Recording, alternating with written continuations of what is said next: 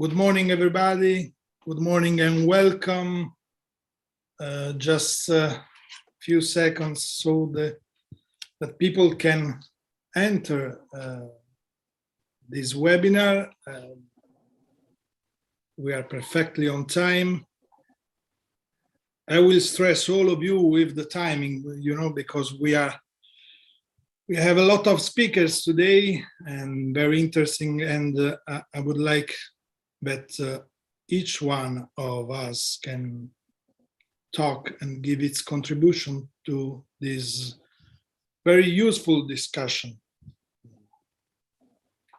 So as people goes on entering, please let me thanks first of all Andersen that is organizing this series of this is the second meeting appointment that we had with Andersen Africa Europe Bridge Project. Let me give you two service information for those of you that want to follow the conference in French. In the Zoom window below, you will find the interpreting button. Just choose French. And the second, for all the speaker, I love you all, and there is nothing personal, but I need your help with the timing. So please keep an eye on the time during your intervention. Céline, do you want to help me with French speaking? Oui, bonjour à tous. Tous ceux qui souhaitent suivre la rencontre en français auront la possibilité de recourir au service de nos interprètes en cliquant sur le bouton qui devrait apparaître au bas de votre écran à droite. Voilà, bonne conférence à tous. Okay, so I think we can start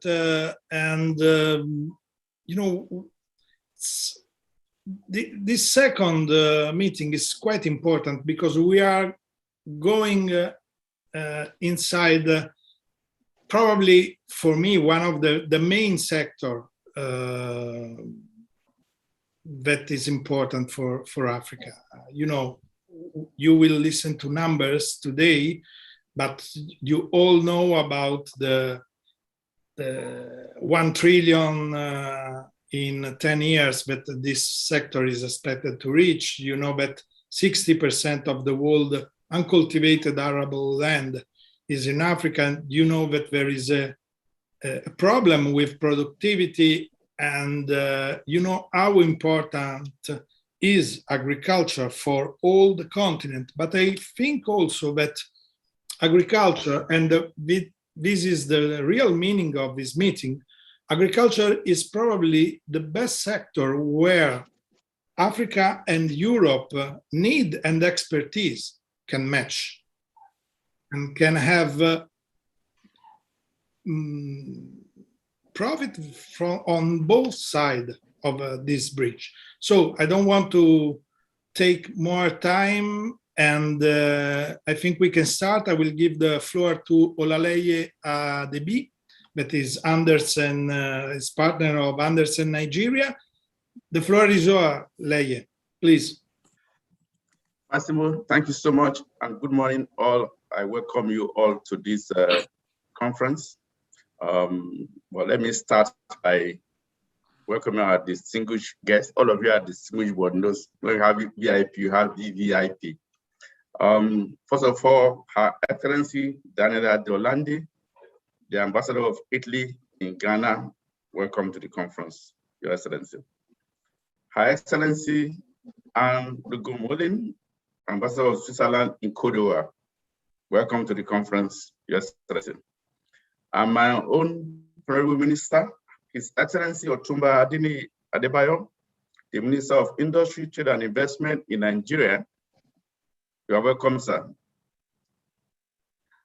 And my second country, Ghana, Mr. Reginald Yofi Grant, the CEO at the Ghana Investment Promotion Center.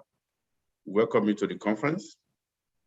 Last but not the least, Mr. Fabrizio Lubasso, the Sub-Saharan Deputy Director, Sub-Saharan Africa Deputy Director at Italian Ministry of Foreign Affairs and International Cooperation. We welcome you to the conference.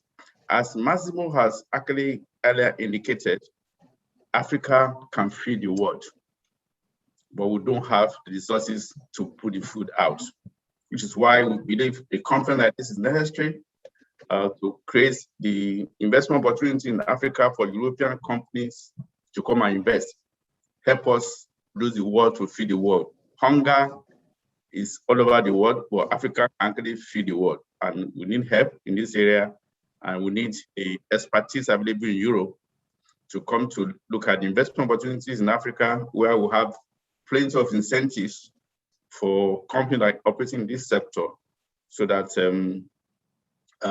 we can take advantage of the virgin land in Africa. So the bridge, as Massimo Kakri has explained, is the initiative between the European Anderson companies, Anderson firms, and the African Anderson firms. We look at opportunities in Africa and match those opportunities with European firms to come and invest in Africa.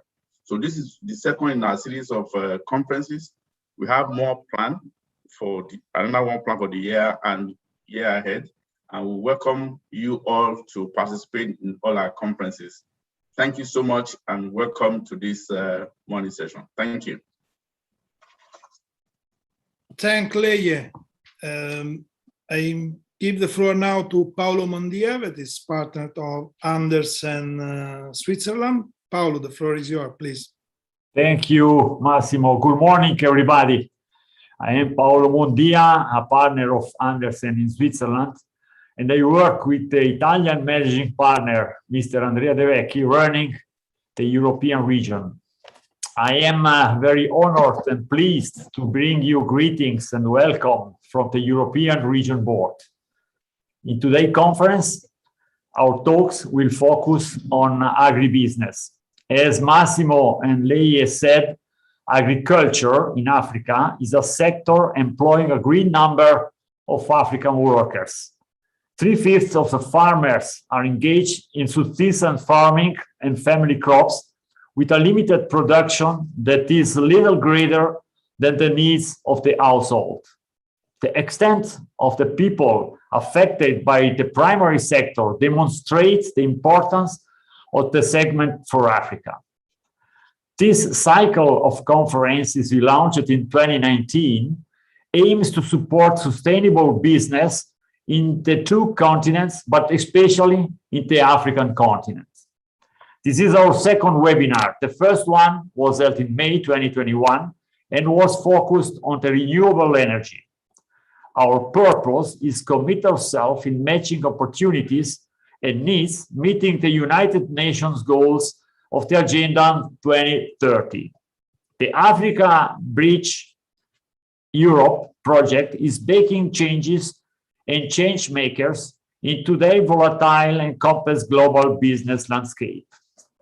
We aim supporting entrepreneurs, companies, and institutions driving and promoting sustainable change in the world.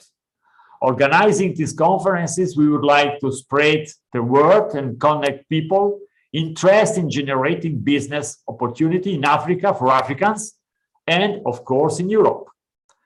For this reason, we are proud to welcome all participants. Before we get started, I would like to express my genuine appreciation to all people who generously helped making this event possible. In particular, I would like to thank all the authorities present, the speakers, the people of Andersen, Massimo Zaurini, our media partner in this cycle of conferences, the specialized magazine Africa e Affari, and all those who have contributed with their help and support to the success of this event. Now, 2 words about Andersen.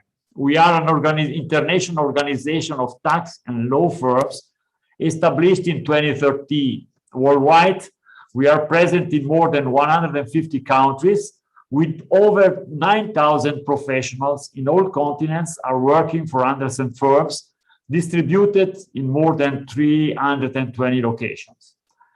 I don't want to take too much of your time, therefore, I pass the floor to Massimo Zaurini. Thank you for your attention and have a good webinar. Thank you very much, Paolo. And let's open now the panel. Which are the policies of the countries and economics effects? Please close the mic if you're not speaking. Chiaramente se passi chiaramente a loro che Who has the mic opened? Okay, I close for you. And it's a great pleasure to have this morning the Minister of Industry, Trade and Investment in Nigeria, Honorable Otumbe Adeni Adebayo. Minister, thank you for being with us. Can you open your mic and your video too? Good morning. It's a pleasure to be with you this morning. Good morning, Minister. It's a great pleasure. As one person from your country told me 2 years ago, before COVID, we used to meet. Oil, you cannot eat oil, or you cannot, and it was Akinwumi Adesina, that you know very well, is the president of African Development Bank. And as you know, as African Union, African Development Bank, the continent is working on the stable agro-processing zone. So the main development for your countries in the next years will be, you know, transformation and agro-industrialization.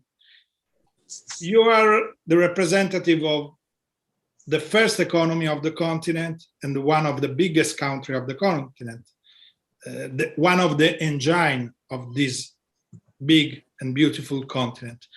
Which kind of policies your emphasis and attention you are putting on agriculture? The floor is yours, Minister.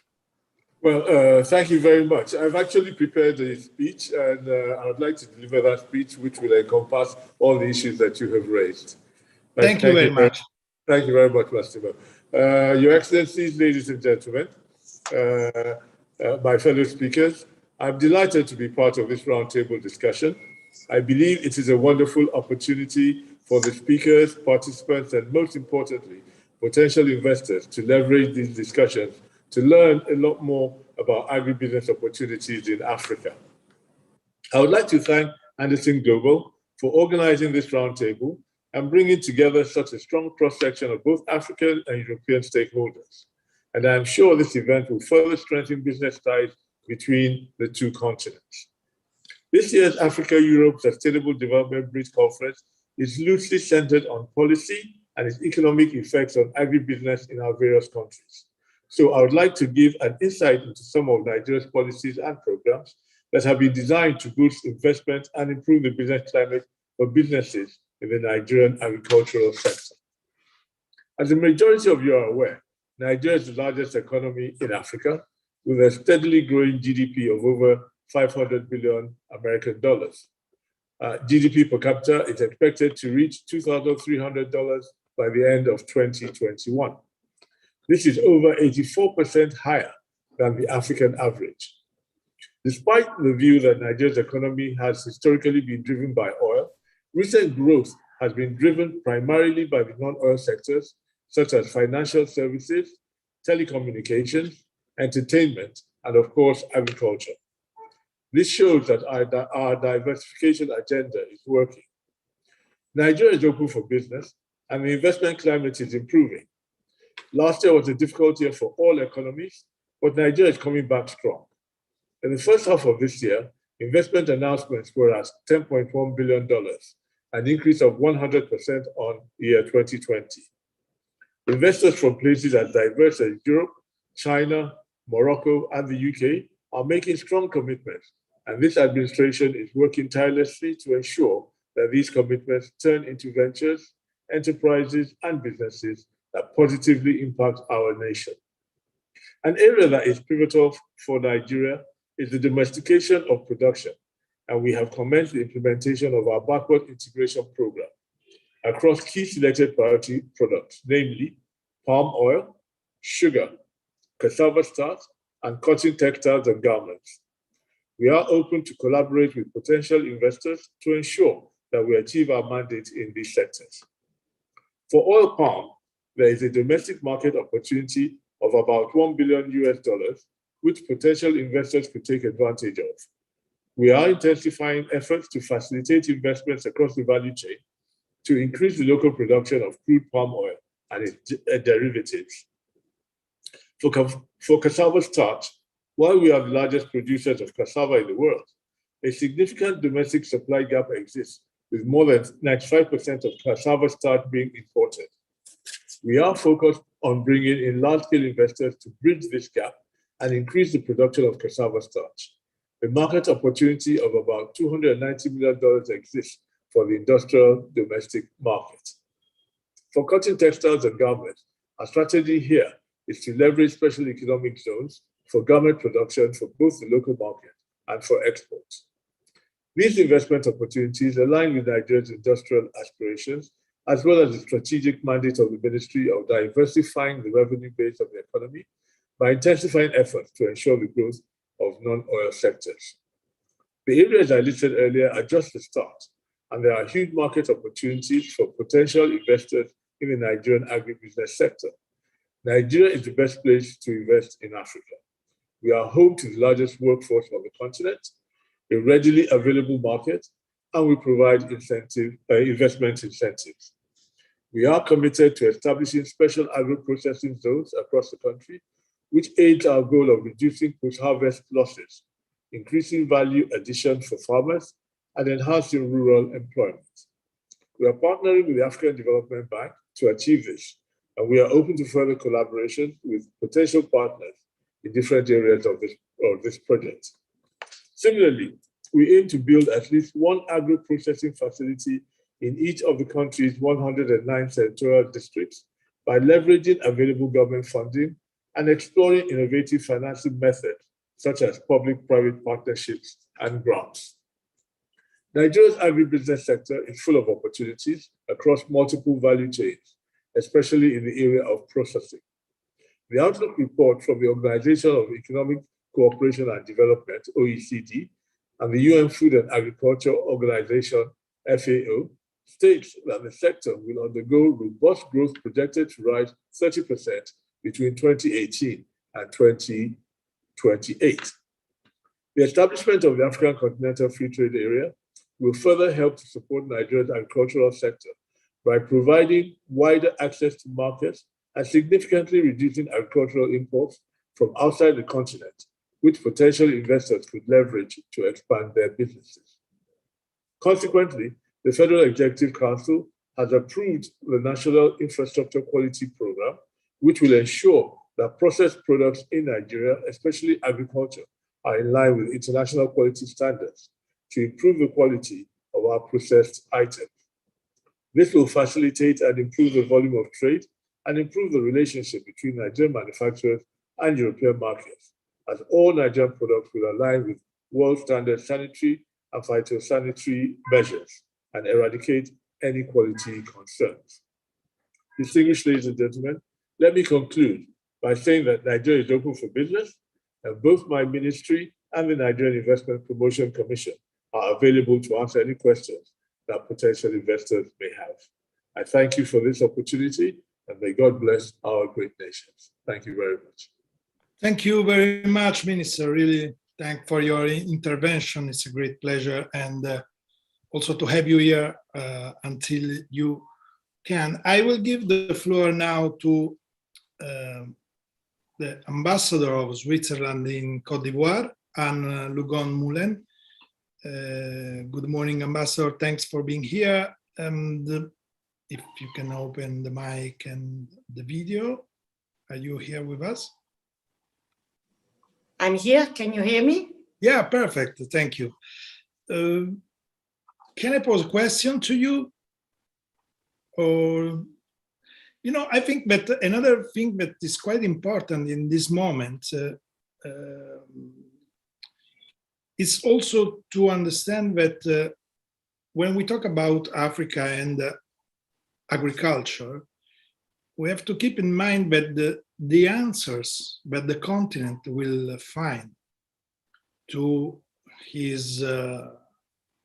the development of this sector that is so high in perspective affect not just Africa and Africans, but all of the world.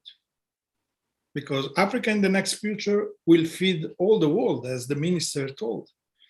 but how agriculture will, how we will work in Africa, they will work on agriculture, will affect also the world on a sustainable, the sustainability of the agriculture in Africa will affect all the rest of the world too. So I think also in this kind of relation between Europe and the continent, there can be support or sharing a partnership also in this aspect. I don't know. What do you think, Bassel? Yeah, thank you very much, Mr. Moderator, Excellencies, and dear speaker. Thank you for giving me the opportunity to talk at this panel, this important event. The question is very valid, and especially when we look at Côte d'Ivoire, which is the world producer, first world producer in cocoa beans and cashew nuts. So we are already at that stage where an African country is actually providing the whole, I mean, a large portion of the production for the world itself. And that is on one side it's good because it has enabled the rest of the economy to grow in Ivory Coast, okay, but it also brings a lot of dependency risk towards two crops for Ivory Coast, and we have seen that during the COVID crisis, where the consumption of chocolate worldwide has decreased, and the cocoa price worldwide has fallen as a consequence of that. And therefore, the cocoa producers in Ivory Coast have been less paid than usual over this 1.5 years. So this is why, and I agree with the Excellency, the Minister of Industry and Trade in Nigeria, we need to work, and African governments have understood that they need to work on the transformation agenda of agricultural products. And this is something that is very much pushed by the Ivorian government. They want raw products to be partly transformed here and then exported in the rest of the world. Of course, for being able to do that, a few conditions have to be met. I mean, you need to have a very good governance level. You have to have skills of the manpower, infrastructures which are built and sufficient, and all that is being tackled by the government here in Ivory Coast, which is, by the way, the third economy in West Africa, an emerging country which has reached a 7 to 8% growth rate over the last 10 years, except the COVID year 2020. So maybe just, I won't talk much because every one of us has to limit himself or herself, but just one last comment. Ivory Coast has a tradition of liberal economic policies. It's an open country, open to foreign investments.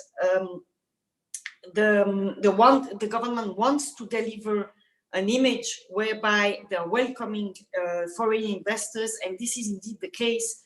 Switzerland has more than 40 enterprises, and big ones and also smaller ones, present in Ivory Coast, active in agriculture, cocoa of course, but other crops and fruits as well, industry and services, and that shows that the country is also going down the path of diversification of its economy. I think those are the two priorities for the government here. One is transformation of agricultural product, and the second one is diversification.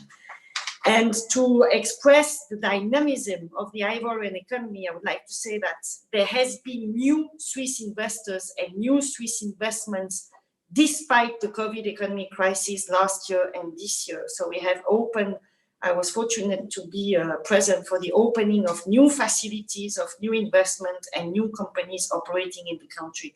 So the prospects are very good. The conditions are still to be worked on, and I'm also pleased to say that on the Doing Business ranking, Ivory Coast has gained 10 ranks, so that's very good. They are also ranking well when it comes to ratings worldwide on macroeconomic indicators, so that helps foreign investors to come and to be confident in the prospects of the economy. But of course, there are still a few dilemmas and challenges to tackle, but we are on a good path. Thank you. Thank you very much, Ambassador, and it's correct. I think that probably that the countries, all the continent is important, but countries we choose for this webinar, no, Nigeria, Ghana, Ivory Coast, or Cote d'Ivoire, are the really for, if you talk about agriculture, agribusiness, Europe, Africa, are probably three of the best countries. And we always have to remember that we are talking about just a 6-hour flight away from Italy, for example, and so it's really important. I would like now to give the floor to Ambassador Fabrizio Lobasso, that is the Vice Director of Sub-Saharan Africa at Ministry of Foreign Affairs here in Italy. And Fabrizio was ambassador to Sudan before, and he knows very well this continent.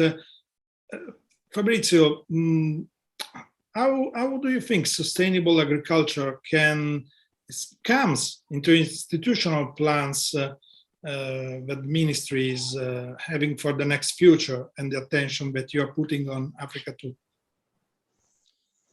Massimo, thank you very much, and a special hug to all participants. We are very glad to be here with Anders and with Internazionale, Confindustria. And thank you for the questions, and also thank you for allowing me this early participation because of some other current issues, which now I'm going to describe. This is the reason why. Sustainable agriculture will be one of the most important pillars, not only in the next future for Italy towards Africa, but especially this I want to highlight and underline today about the encounters with Africa, which is the third ministerial conference, Italy, Africa, which will take place on the 7th and 8th of October here in Rome. We have, in this case, two big hats. The first are the G20 priority of the Italian chair, which is people, planet, prosperity, which will be in some way the inspirational leitmotif through the areas, the most important areas of our co-partnership of the COP26 with UK. And so in terms of climate, environment, protection of environment, blue economy, green finance, energetic and ecological transition, renewable revolution, and sustainable development, sustainable agriculture, sustainable cities, sustainable progress and welfare. We have decided to focus this important event exactly on all these issues, and among them we will have a particular sectorial panel conducted by Vice Minister Sereni of the Ministry of Foreign Affairs, concentrating with other experts and a certain numbers of ministers for foreign affairs from Africa, concentrating on this issue and how to develop together new strategies. And this is the point. What is the difference between the institutional idea, the institutional plan, the institutional setting that we have before, and what since a couple of years we have launched through media, through public declaration? Probably you remember that in December we launched the Partnership with Africa, which is this strategic documents in which you may find all the strategic action lines that the Ministry of Foreign Affairs has set in order to proceed with the dialogue with the continent, with the African continent. But the novelty is that this dialogue is not anymore a sort of non-balanced, unbalanced dialogue with giver and taker, beneficiaries and taker, but we're talking about a people to people, we're talking about a balanced discussion in which our ideas, our strategies match with the African ones in the search of common synthesis in all spheres of life and most of all, sustainable agriculture, and all is green and to the benefit to the people, especially most vulnerable areas of people, the planet, and so the safety and to secure the development of planet, and a prosperity, a growing prosperity, an inclusive prosperity, a mutual prosperity, because the time is up, because this is the worldwide revolution we are assisting at. The necessity of a frank, genuine, and balanced dialogue on issues. I love, for the ones who know me, I love very much the term intercultural, which is not just theoretical or philosophical. Intercultural means that in some way I include all aspects of my interlocutor. And this is the big novelty, which is also a particular focus on values. Values that probably are the big force of Italy and Europe, and which we have in common with the African continents, which is solidarity, generosity, resilience towards the climate change, for example, and all these incredible challenges that nowadays it's time only, absolutely, to face hand in hand. All this will be encounters with Africa. Probably in some hours, you will start seeing on the website the concept note, some logistics, and unfortunately, COVID-sensitive plans don't allow us to open up the big room of the session plenaries or the thematic panels that we have organized in order to dialogue with the African ministers and with the experts of the big major enterprises and civil society organization, NGOs and academic experts. All this will be encounters for Africa. And so we are very, very happy also to participate to this splendid event of yours with Andersen, Internationalia, Confindustria, and the Ministry of Foreign Affairs, because I could say that we have started. The period, the box lunch that we have of events have started, and probably they start with this event of Andersen, going on throughout this week and also in the weekend and more, in order to give a particular and very neat and clear sign. Time is up for old cooperation. Time is on for this new cooperation that we have to establish, and we are already establishing in all spheres of international relation life with the African continents. So really, thank you for this moment. Ghana, Nigeria, and Cote d'Ivoire, they will be protagonists, obviously, among, let me express a little satisfaction, personal satisfaction. We have at the moment 50 confirmation of African countries out of 54, which probably something completely new in our history. Is not my merit, obviously, is the merit of the fact that probably you can feel that something is changing, and this is the time to catch the occasion and to say, okay, let's talk with Italy, let's talk with Europe, let's talk with the international community on a different and parity basis. Thank you very much. Thank you very much, Fabrizio. Thank you also to Ambassador Anne Lungon, that I think that have to left us, but she told us, so thank you very much. And yeah, here in Rome, we will have next days a lot of Africa going on, and it will be very, very dense. I give the floor now to, we stay in Italy, to Ambassador Daniela D'Orlandi, that is Ambassador of Italy in Ghana. So we move also in the third country of this webinar. Ghana and Cote d'Ivoire are the two countries produce the 60% of the cocoa, of the world cocoa.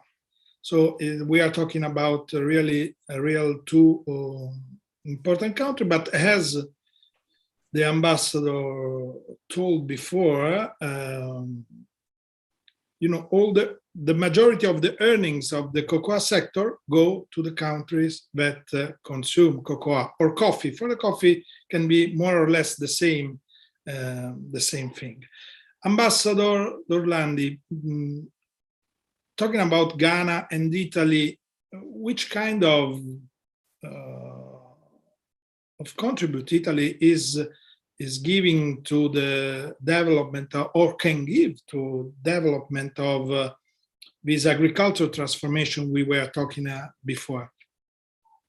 So thank you very much first of all, to Andersen for inviting me to today's panel on agribusiness. Thank you, Massimo, for your question. In fact, the modernization and diversification of the agribusiness sector are indeed a priority for the government of Ghana, that attaches a great importance to some flagship programs such as Planting for Food and Jobs and also One District, One Factory. The agribusiness sector in Ghana thus offers many opportunities to the European and Italian companies. In fact, I believe that Ghana could greatly benefit from the expertise, know-how, technology, equipment of Italy, who is the second manufacturing country of the EU, in order to transform its raw materials and natural resources, create added value, and develop its local industries. Indeed, it is true that Italy is a major player at a global level in the agribusiness industry, and competences of our companies embrace the entire value chain, from field operation to transformation of agri-products, storage, packaging, and count also on top-notch services to the industry in the research, training, and trade and finance areas. So I wish to briefly illustrate several Italian initiatives in place that address the agri-business sector in Ghana and show what kind of partnership we can develop with Ghana. Most of Italian branded programs have a government origin, either from the Italian Ministry of Foreign Affairs and International Cooperation and the Italian Trade Agency, or the Cassa Depositi e Prestiti, CDP Group, which includes our export credit agency, SACE. But some others come from the private sector. As regards bilateral development cooperation, Ghana has benefited over the years from a number of interventions, such as water supply, technical and financial assistance to small and medium-sized enterprises, vocational training for young entrepreneurs. In the past years, 2 concessional loans worth a total of 30 million euros were granted to the government of Ghana for SME support through the Ghana Private Sector Development Facility, accompanied by a technical assistance program. Italy is committed to a new relevant aid credit for the 3rd phase of the mentioned initiative once the assessment of the first 2 phases is completed. In the cocoa sector, Italy is also participating with a $44 million share with the CDP Group to a program supporting Ghana's cocoa sector. The program is managed by COCOBOD, and it includes actions to help Ghana's farmers to increase the production in quantity and quality using sustainable and environment-friendly processes. We then have the oil major, Eni Ghana. Aside from the oil and gas core business, they run a number of innovative initiatives in favor of agriculture in Ghana. The most important initiative is the Okwafo project that features a pilot training center for diversified agricultural development and entrepreneurship, completed in 2019 in the Bono region, and which trains 800 students per year. It might be replicated elsewhere in Ghana in other 3 regions. Furthermore, Eni is developing the development project offshore Cape 3 Points that will benefit 10 coastal villages in the Western region, with a focus also on agricultural diversification. Just to quote another example, the Italian company De Lorenzo has been awarded by the Ghanaian Ministry of Education a contract to build several centers of excellence for technical vocational educational training, and they foresee to install in some of the centers processing plants for fruits and vegetables that could benefit both the students, the villagers, and the local farmers. And then last but not least, Several activities in the agribusiness sectors are promoted by the Italian Trade Agency in Ghana, which in the last 18 months has boosted its efforts towards the creation of connections among Italian and Ghanaian companies and defined priorities together with the relevant Ghanaian institutions, including the GIPC. And this area is very important for two reasons. Why? One, the increasing number of requests received from Ghanaian entrepreneurs, farmers, or other companies related to agribusiness to connect with their Italian counterparts, and technology is the main interest. Two, a symmetrical growing interest from Italian companies that the Italian Trade Agency sustained with robust communication and training activities to raise the awareness of the opportunities in Ghana related to the agro-food industry. And just to mention some flagship activities of the Italian Trade Agency, I will be brief. The Labinova initiative that provided in June and July 2020 technical and managerial training in favor of export-oriented Ghanaian agribusinesses. Then both in 2020 and at the beginning of this month of September, the Italian Trade Agency sponsored the participation of a Ghana pavilion at MagFruit, the leading international exhibition focused on agri-food sector. The Ghanaian delegation participated as exhibitors to MagFruit and took part to a study tour, which included field visits to farms and processing centers in Italy. Lastly, on last June, the Italian Trade Agency promoted a Ghana-Italy Agro-Business Digital Lab, a digital event to connect Italian suppliers of technology and products for the agro-food industry and Ghanaian companies, which saw the participation of 27 Italian companies and 50 Ghanaian companies. The event was supported by the University of Professional Studies of Accra and the E4Impact Foundation, that co-organize an MBA program in impact entrepreneurship and innovation that will start next October.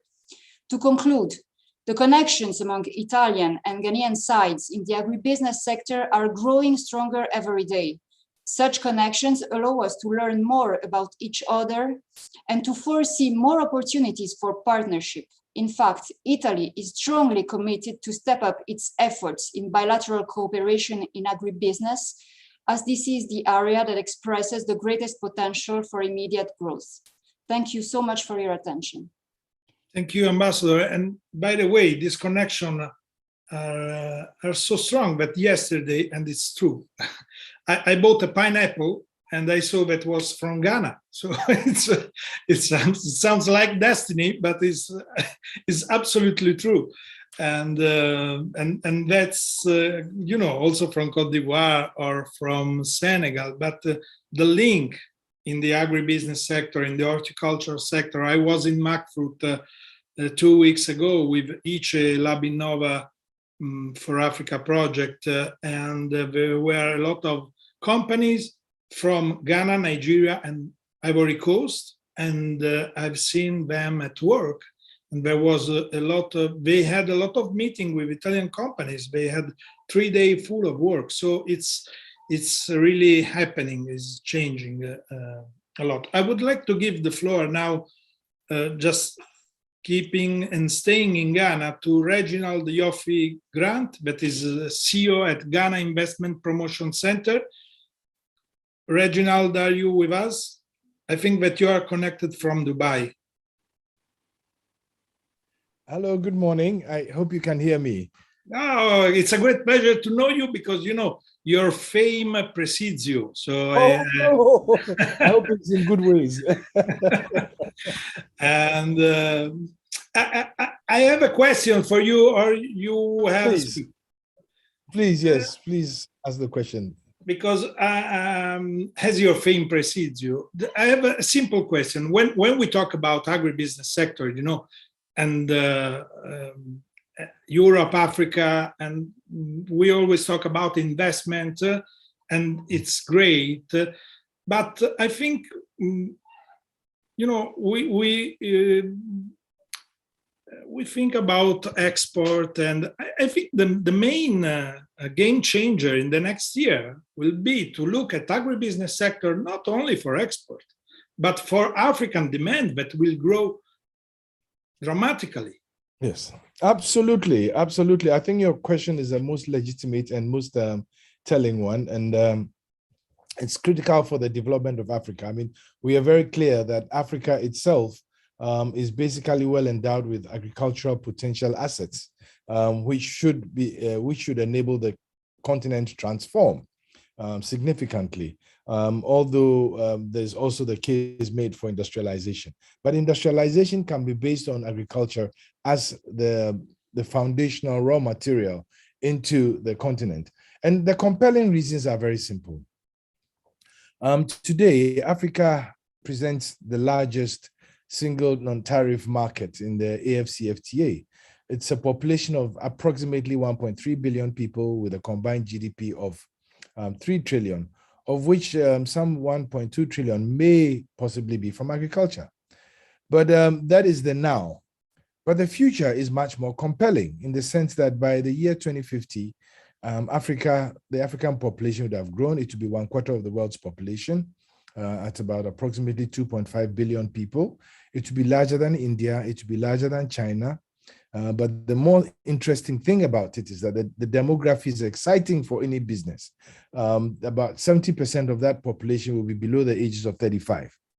So certainly that is two things to the business mind. One, it's a consumer market waiting to happen.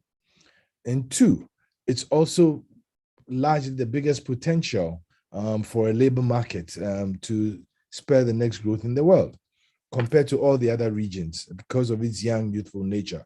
And thirdly, if I may add, is the fastest embracing technology continent in the world. Although we are still way behind, we are the fastest in engaging. And if you come to Ghana, for example, fintech has way overtaken transactions in physical brick and mortar banks. So the potential is immense. Now, the other interesting fact that I want to throw on the table is that Africa still, by 2050, will have about 60% of the world's remaining arable land and about 25% of the world's remaining forest land.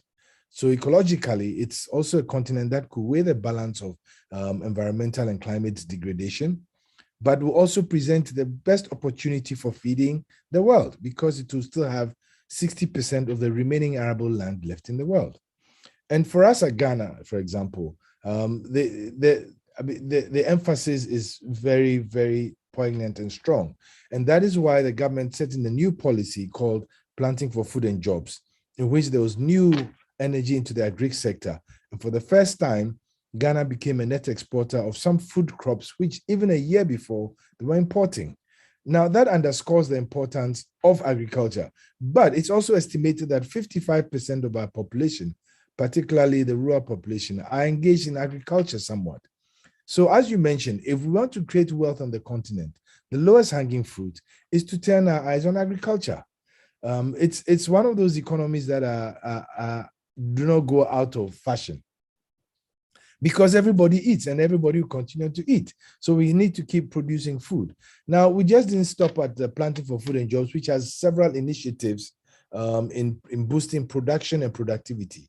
But we also embarked on another policy called the One Village, One Dam policy, which means that creating dams, aquifers, and irrigation projects in each of the agricultural areas or in almost all the agricultural areas. And Ghana, from north to south, has agricultural potential, by the way. So that means that we're putting in these irrigation facilities. We can actually boost all year round production and not depend on the primitive way of depending on the weather. And, you know, in the morning you wake up and you do this to see whether wind is blowing before you plant or you harvest. But now you can actually determine how you do it. So those are the critical elements of it. But never mind the fact that there's a big market that is waiting in Africa and Africa has the land. We need to monetize agriculture. And so that's why these policies are very important. Recently, government enacted two other policies, Rearing for Food and Jobs, because we have a significant, compared to OECD, a significant deficit in protein consumption. So this project of Rearing for Food and Jobs is in animal husbandry. And the first project that the government did was to carve out 5,000 hectares as a pilot study for cattle ranching. And that is going on well. And we are hoping that we can actually bring investors in the space. And particularly from Italy, we know that Italy has a very vibrant tomato industry. And Ghana has been trying very much to be self-sufficient in tomatoes. So the existence of a great possibility of attracting the enduring partners to enable us convert all these assets into real, economic endeavors. But it's not just as simple as that. We are also engaged in significant reforms to ensure that it becomes much easier and the investor faces as few barriers as possible, but also engages with the local value chains. And we are strongly suggesting and recommending that foreign direct investors work with local value chains, because that is how you can create sustainability. For us, we see investment as a relationship, not just as an act. So that is it. And now, having said all that, how does it bring about wealth? I mean, if you are to add value to our raw materials and resources, absolutely, it will increase the ability to create more wealth from agriculture than not. And I'll give you an example. Very simple. Ghana and Cote d'Ivoire produce approximately about 67% of the world's cocoa beans. On an average, that's, and maybe at the maximum, that's a $9 billion economy every year. If you take chocolate alone, just the production of chocolate, it's increased to about, expected to increase to about 160 billion by the end of 2021. And so for those producing the raw materials, 67 of the raw materials, they only make 8 billion. But those who add value to the cocoa, into chocolate, into liquor, into butter, cocoa butter, into cocoa oils, make in excess of 160 billion. And therefore, for us, there is no incentive of just exporting the cocoa beans. The bigger incentive is actually to add value in situ.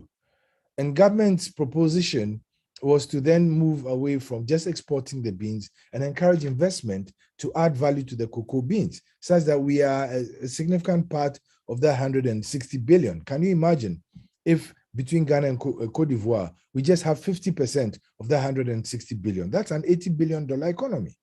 And the cocoa comes from here. So that is a compelling case. And it's just not cocoa. In Ghana, Ghana is very well known for its fruits. And you just mentioned that you had pineapple that came from Ghana. And Ghana has one of the single largest banana farms in the Volta region, exporting banana to the high street shops in England and to Europe. We are also looking at other plants like shea butter, like cashew, which Cote d'Ivoire is a major producer. Nigeria is also a major producer, to add more value. So for me, there's no question about it that Africa engaging strategically to boost its agriculture and adding value will bring bigger wealth to us. And I'm very happy that Ambassador Daniele Orlandi just gave the programs that are taking place, because they are very significant. And for us, the partnerships are also very important, because partnerships brings about the linkages into the global economy. So those are my initial comments, yes. Mm-hmm. Reginald, thank you very much. Very interesting. And just speaking frank with you,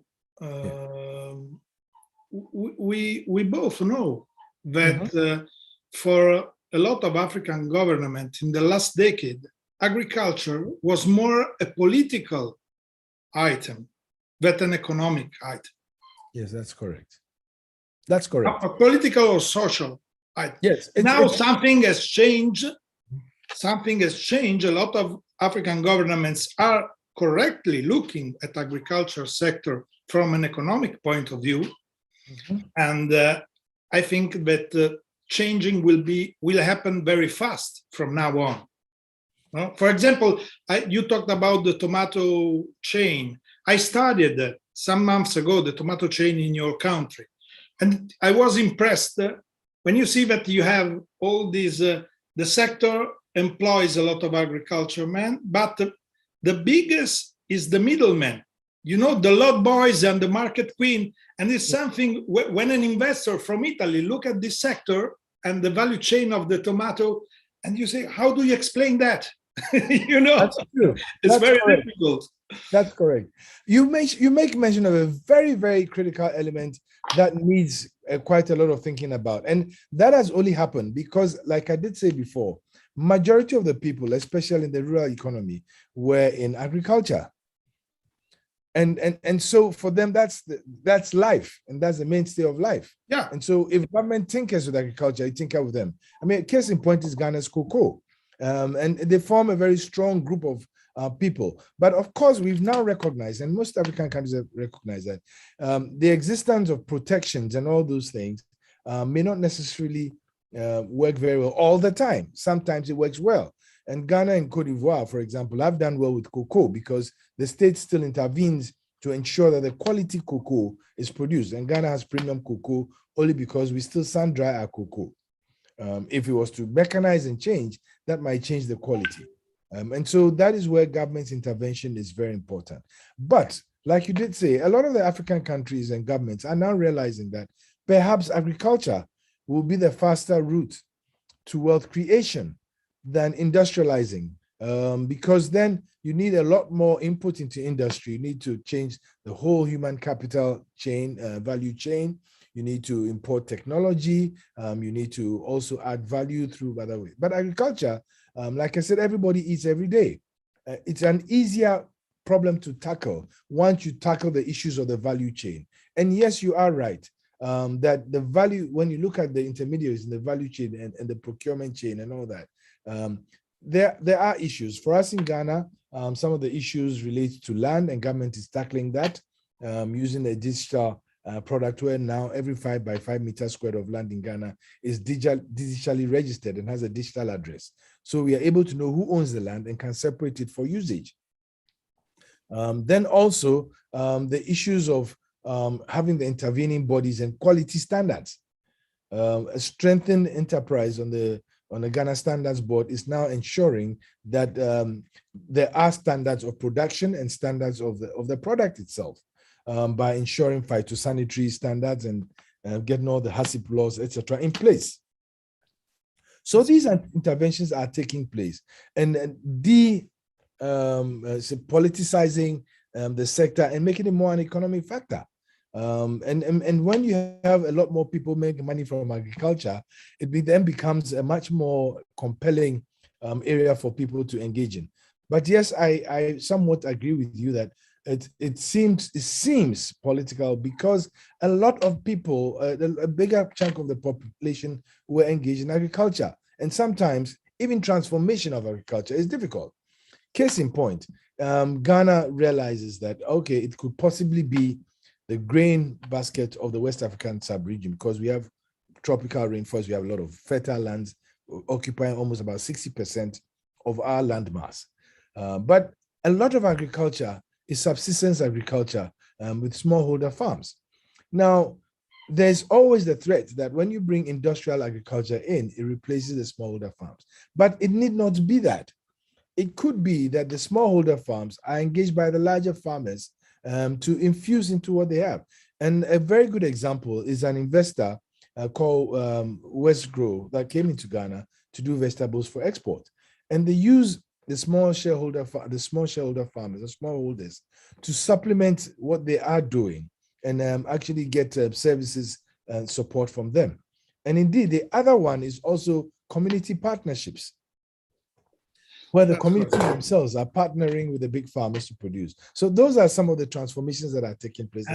I think another thing, but we will talk later when also in the company, but just to put on the table and then we close this session, is how we finance smallholder producers in Africa, because this is the other main topic of this sector, the access to finance for the smallholder one. So this is the elephant in the room. Yeah, this is the elephant in the room. But we have some banks in the discussion. So one is from First National, from your country, and I will pose the question to them because this is really the elephant in the room. Thank you very much, Reginald. Thank you, Ambassador Orlandi. Thank you to all the other distinguished speakers of this panel because we keep the time correct. So I now give the floor with a great pleasure to two other Anderson partner, and the first one is Kesha from Anderson in South Africa, and she will explain a little bit about what Anderson is doing, because I think with the project Crossing the Bridge, Kesha and Alessandro will explain us. But Anderson is very silently, but having a great presence in the continent, in Europe and in Africa too, because you are present in almost all the countries of Africa. Kesha, the floor is yours. Thank you very much. Thank you. Thanks, Massimo.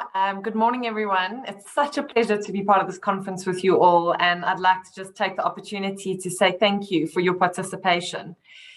This conference, as Lay mentioned earlier, is one of 3 conferences that Anderson Global has arranged for this year as part of the Anderson Bridge Africa-Europe project. So this is a project that we at Anderson are extremely proud of and hope that each one of you will benefit greatly from. And my colleague in Italy, Alessandro Moretti, he's going to address you in a minute, and he'll expand a bit more and provide you information on the Bridge project and how we will work together to assist businesses like those in this conference bridge the gap between these 2 continents.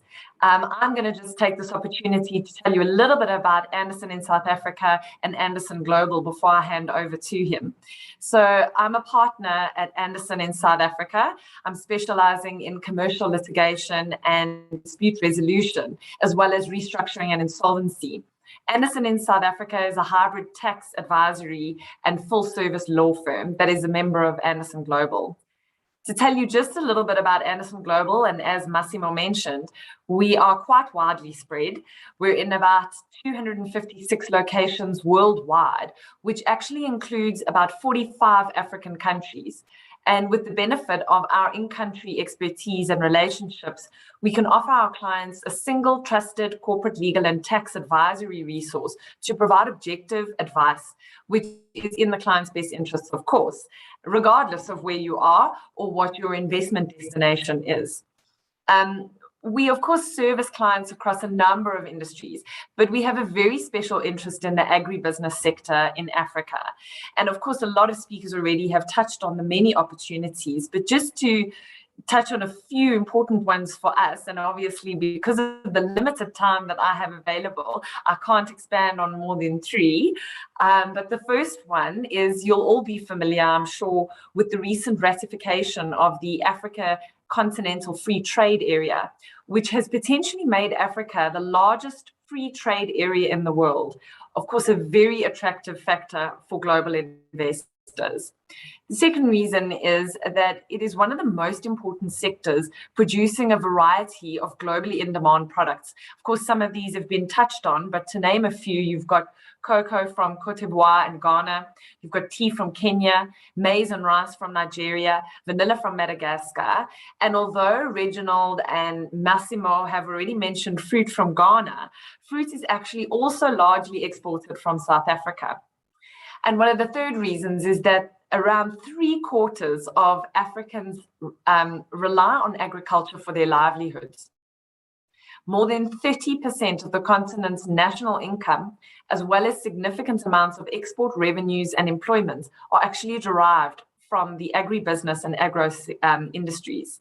So scaling these businesses for growth could not only boost revenues for these countries, but it could also create a significant number of much needed jobs in the continent. So my friends always say that if you let me, I'll talk forever. And because Massimo is running quite a tight ship here, I'm not going to continue for much longer. And I'm sure that the many opportunities in this business sector are very, very clear for all of you. And most of you are already quite familiar with a lot of them and are involved. And you'll be hearing from a lot of businesses in the next few minutes that are involved in this sector, in particular in Ghana, Nigeria, and Cote d'Ivoire. And they can explain a little bit about their experience in those various countries. But before we hand the floor to these businesses, I just want to introduce you, as I mentioned earlier, to my colleague Alessandro Moretti, who will be telling you a little bit more about the Bridge project and how we at Anderson will work together to assist businesses through this project. Thank you.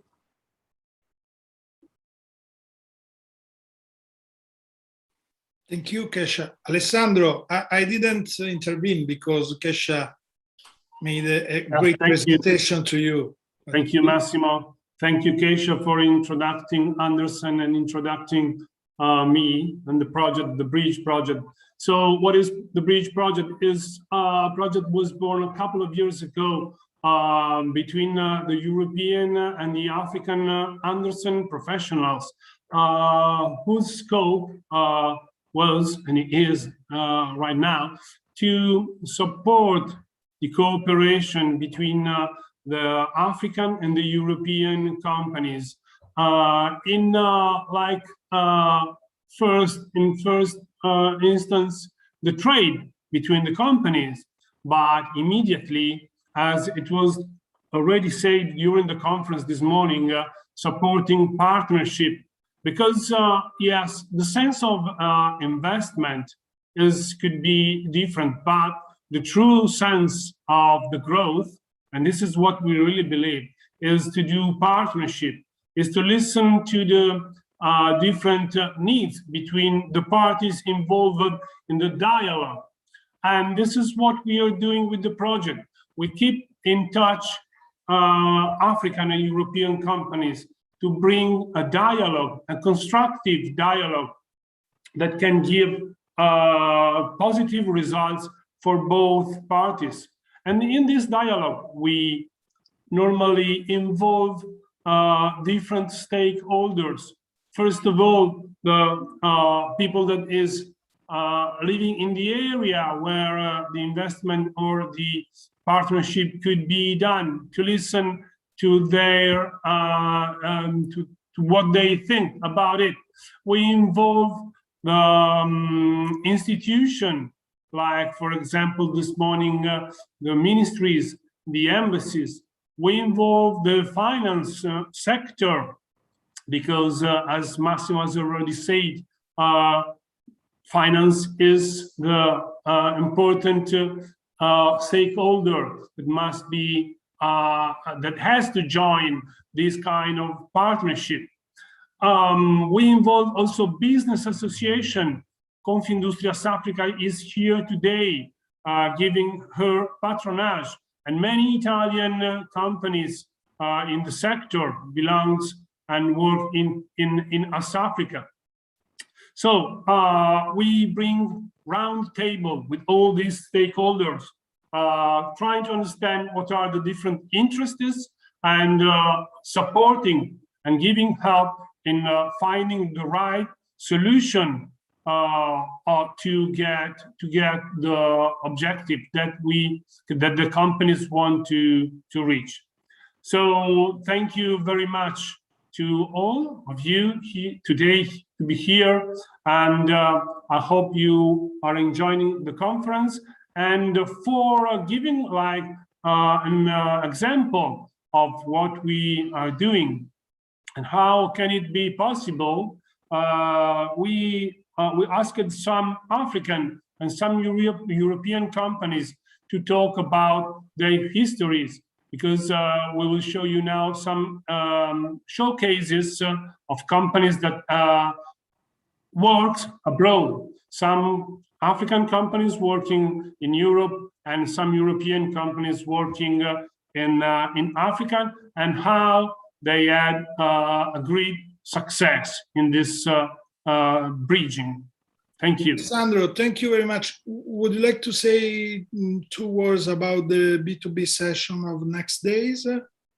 Yes, thank you, Massimo.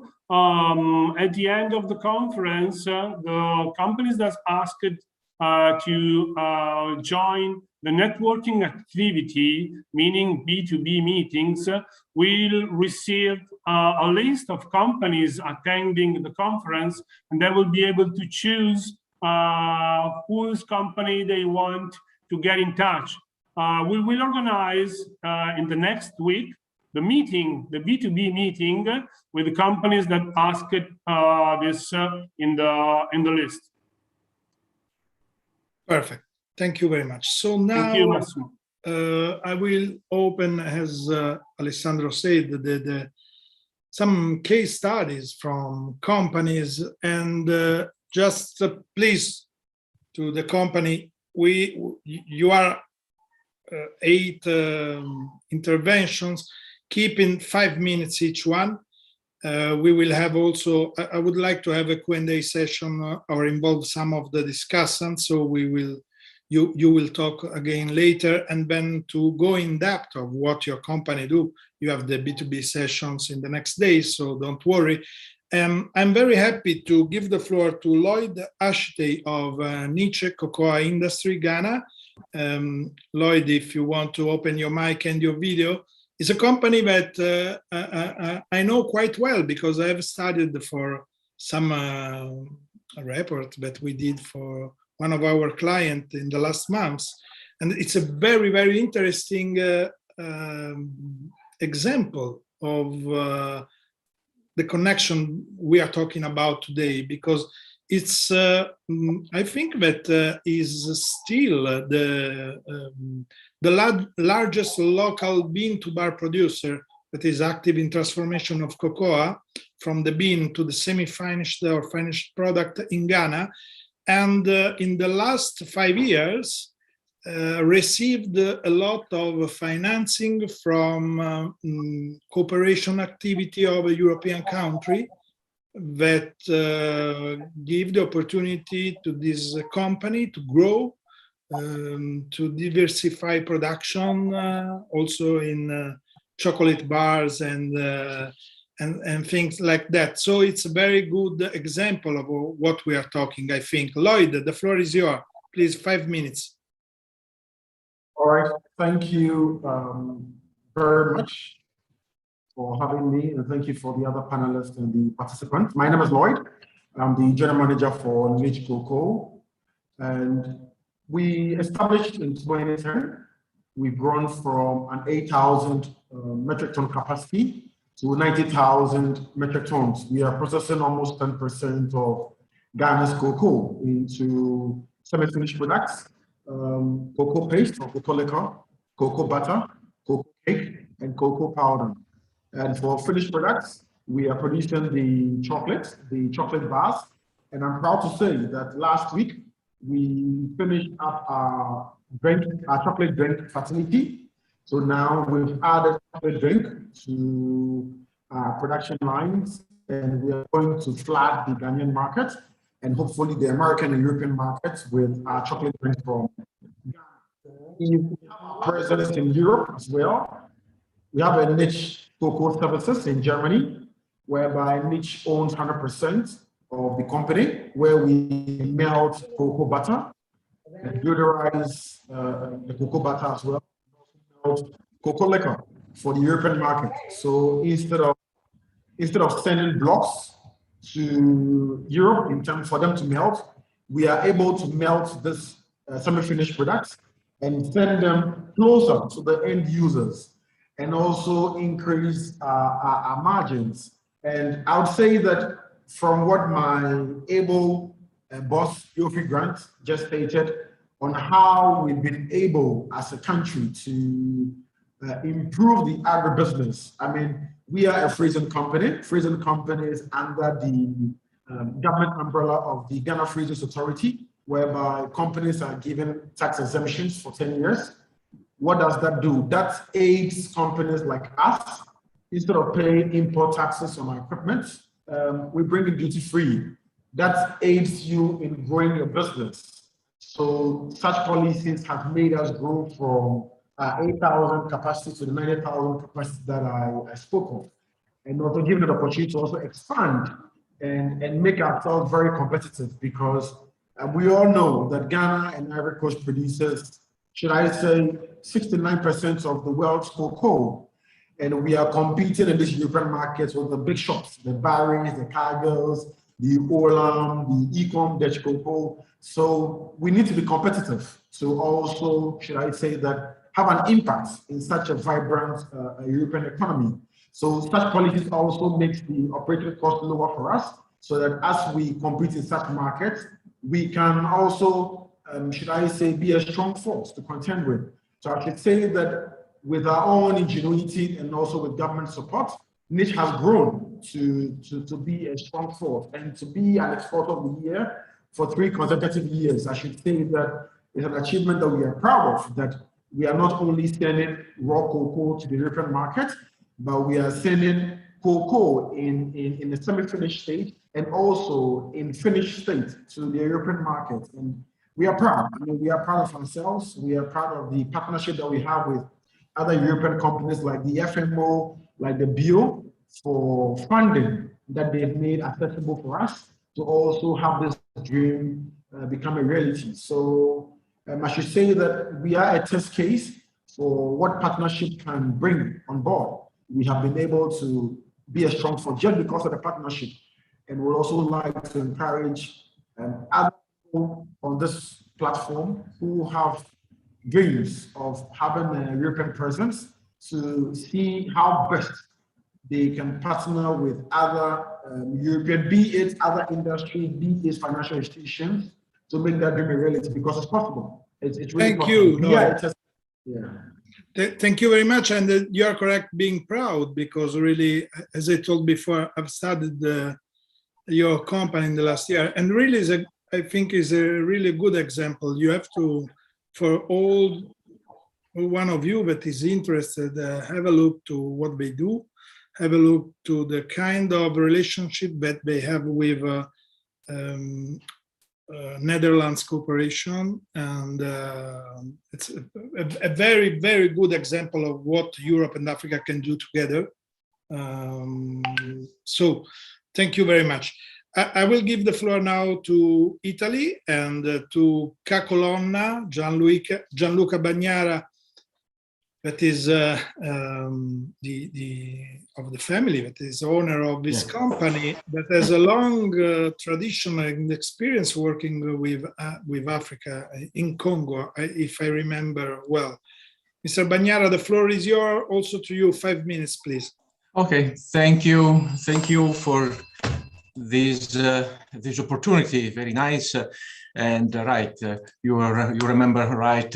My experience, I used to work as for more than 20 years as an international expert for EU Commission or World Bank or UNIDO in the world, and recently in the last 8-10 years in Africa.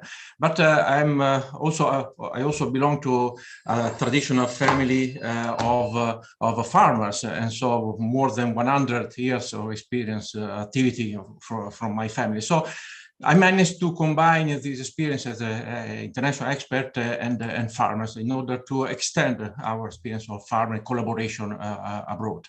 Well, what do we farm? In Italy, we have an organic farms on vegetables, but with the approach to have a very vertically integrated approach. So it means that we produce vegetables, we sell on fresh market vegetables certified according to the EU certification approach, but also we want to exploit the whole parts of the plant in order to reduce waste and enter in a very circular economy. So we process, we produce traditional recipes and organic cosmetics up to carbon farming.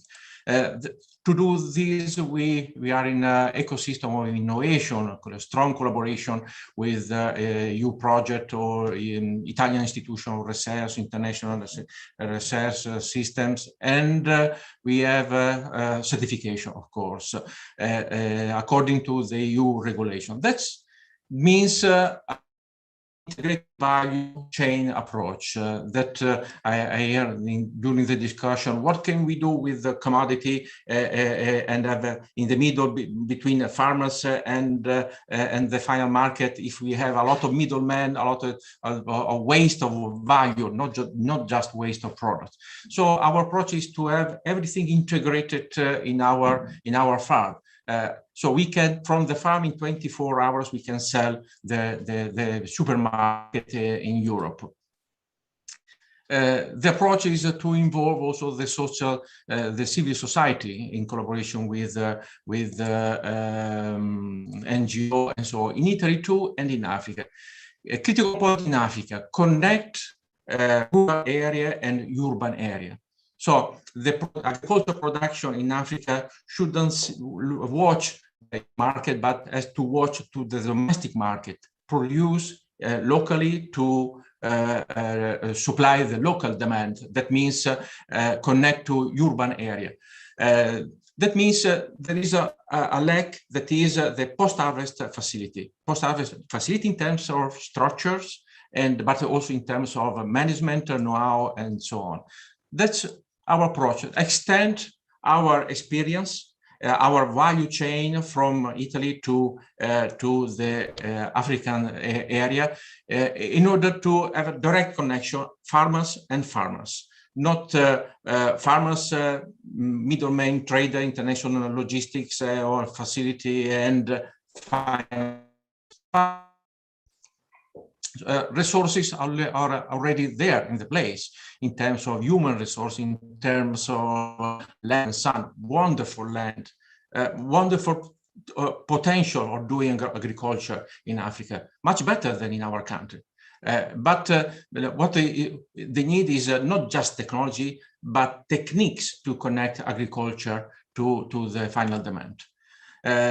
What we did in Congo, organized the local farmers, and then apply to organize the idea of agropark. Agropark is simply the connection between farmers and structure to manage post-harvest, processing, packaging, logistics, and so on, but also services. Quality control, quality system. We have to play with the same rules we have in Europe. Organic farming is a basement, in our view. That means if we are able to supply the local market with this kind of standards, then we can also supply the EU market with some niche product, specific products, very high quality product. So from Africa, we can enter Europe with high quality product, not just base commodity. And in Europe, we can extend our value chain to Africa with technology and techniques for doing farming and post-harvest activity. Thank you. Thank you. Thank you very much, Gianluca. If you can stop sharing the screen. I manage. Okay. Thank you. Thank you very much. Thank you also for the timing of your intervention. You're really helping me. I give the floor now to Tochukwu Chido from Nigeria. The company is Skretting. Tochukwu, are you here with us? Yes, I am. Okay, we had. Oh, I see you now. Good morning. Thank you for being here. The floor is yours. 5 minutes also to you. Thank you very much. Thank you so much. Good morning, everyone. Thank you, first of all, to Anderson for organizing this conference. My name is Tochukwu Chido. I'm currently the CFO for Skretting Nigeria Limited. Skretting is a subsidiary of Nutreco. Nutreco is a Dutch company that is into the manufacture of fish feed and animal nutrition globally. We came into Nigeria 5 years ago through a joint venture with one of the local players in the feed manufacturing business called Durante.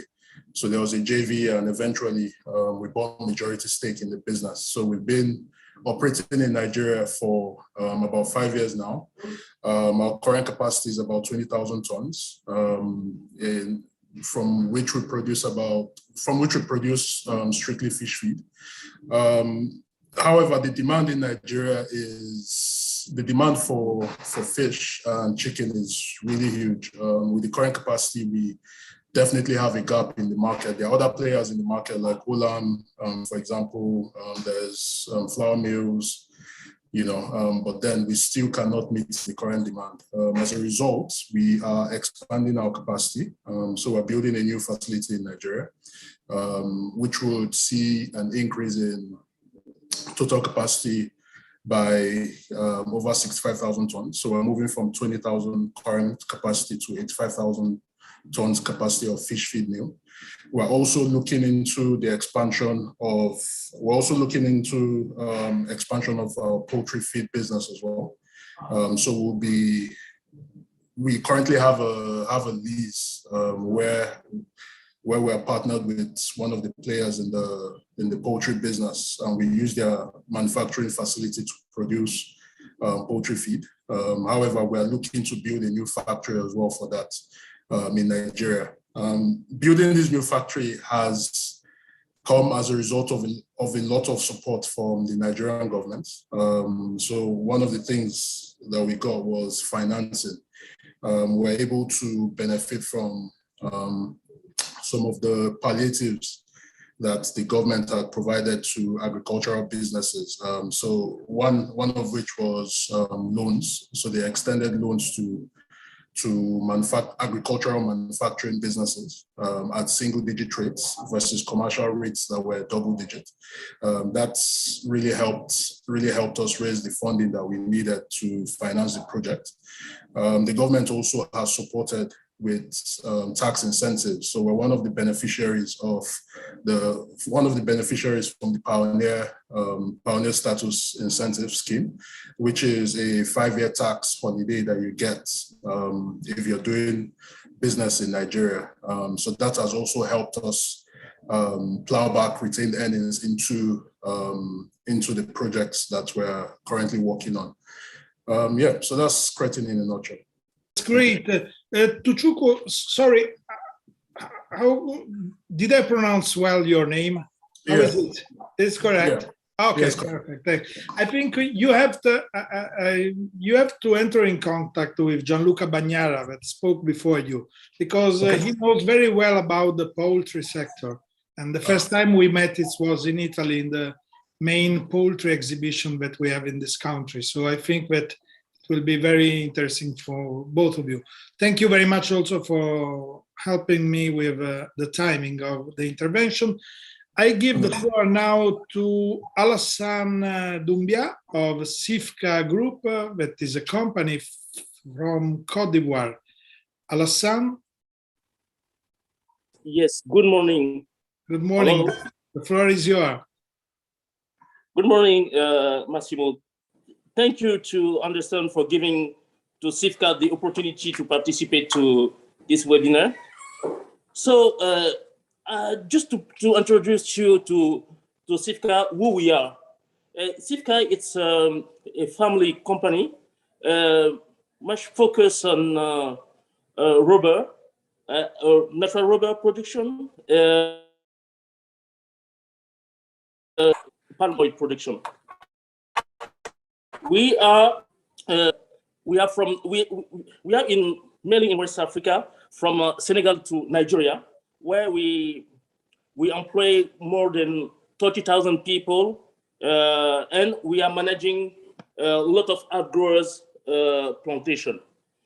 Today, Sifka is within the entire value of the chain of production. We are from plantation. We are growing plantation from plantation to the end client. So we are doing CPO. We are doing also all the refinery. We have one of the biggest refinery in Africa, which is Sanya in Ivory Coast, but also in Ghana, where we partner Vilma. We produce more than 300,000 tons of natural rubber, and we partner Michelin. This is the kind of relationship that we have developed through our story. Sifka, before being in these three crops, we were one of the #1 producer of cocoa in the world. At that time, we had a partner. We had HDM Cocoa as a partner. So to us, we believe that we can develop value-added product in Africa, since we are doing that. And to do it, we believe that also we need to have a kind of cooperation between companies. That's what we have been doing, implemented all through the years. First with HDM Cocoa, then with Michelin, the Michelin Group. After that, we had a partner in the sugar business with a Mauritius Group, and Vilma International, which is the #1 in edible oil, a Singaporean group. So today, to give you some figures, our turnover is around $1 billion, and we work also with, as I said already, with some outgrowers.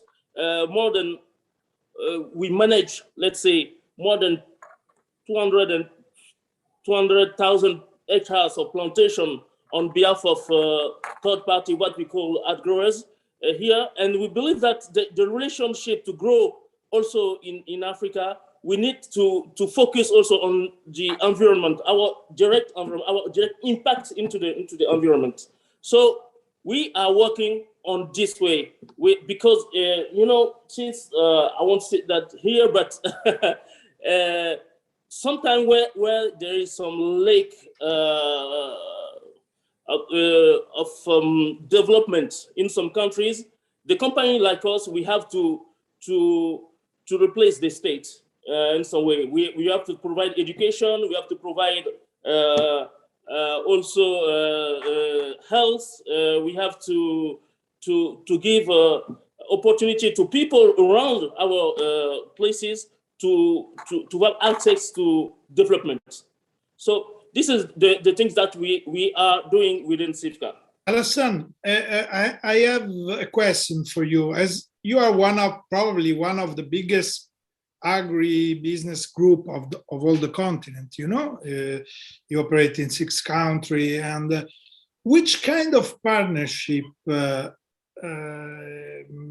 you are looking for with Europe or European companies? What kind, also looking at the future, what kind of relationship, you know, you are not looking for investment, you can invest by yourself. You don't need money. It's not your problem. Which kind of relationship do you think we can think about? Yeah, I think no. We always need money. In fact, okay. But all the companies also mine. But to answer to your question, I think we need a win-win relationship between partners. When I say win-win relationship, it means that here we have a deep knowledge of our continent and our environment.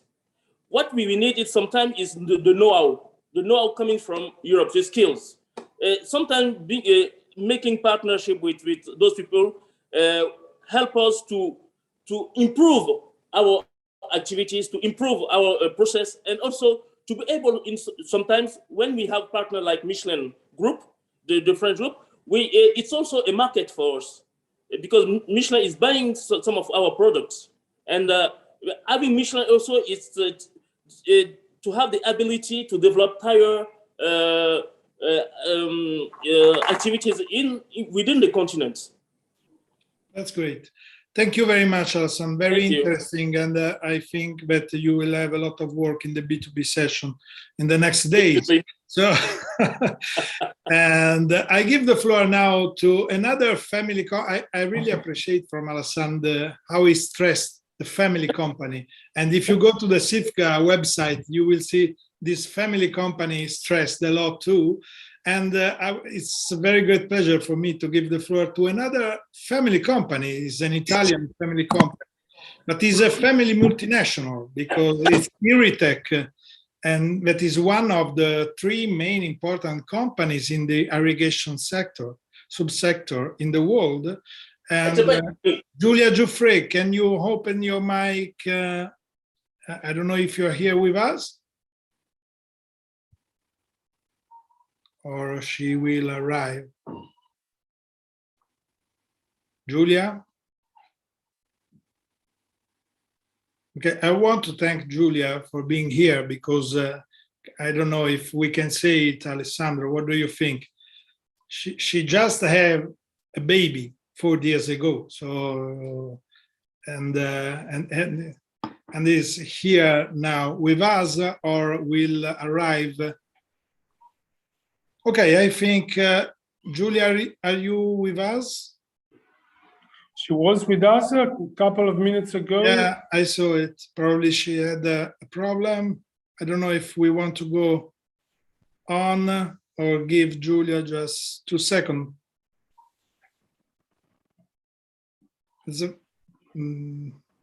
I think we can go on, and we'll try to have Julia again later. Now we move to another European country that is not Italy, and is Portugal. And it's a pleasure for me to give the floor to Tiago Pereira of the sorry, I was receiving a message from Julia that has some problem. Association of Portugal in Industries. Tiago, the floor is yours. Thank you very much for being here. Also to you, 5 minutes, please. Thank you so much, Massimo. I'll also be sharing my screen for a quick presentation. Yes, you are allowed. Is everyone can see it? Okay. Perfect. Good morning, and thank you for the invitation to share with this fantastic panel. I am Tiago Pereira, Market Manager in the International Department of AEP, the Portuguese Business Association. I also would like to extend my gratitude to the Anderson team for the invitation, His Excellency, the Ministry, and the Ambassador represented, and the remaining panel and attendees joining us today. AEP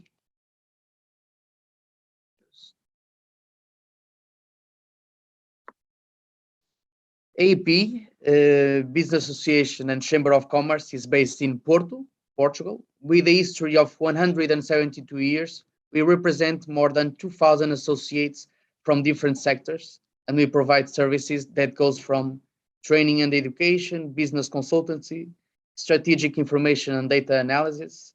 We also promote fairs and congresses in our fair venue, Expo Nord, in Porto, and internationalization activities, particularly fairs and trade missions, to empower the Portuguese entrepreneurs and to boost exportations, which is the theme that brings us today. For the past 8 years, AEP has developed powerful activities in the West African countries, mainly in the Ivory Coast, Senegal, Ghana, and Cameroon, supporting dozens of companies to export and invest in this region of more than 450 million people. I will start with Ivory Coast, normally the first choice in the region for the Portuguese entrepreneurs to invest and promote their products and services. For the past years, we have seen companies within the construction products, renewable energy, water solutions, and agricultural business to develop very interesting projects and strong partnerships with the Ivorian entrepreneurs. We're also particularly paying attention to the tourism scene in this country, where Portugal could be a very relevant partner for the coming years.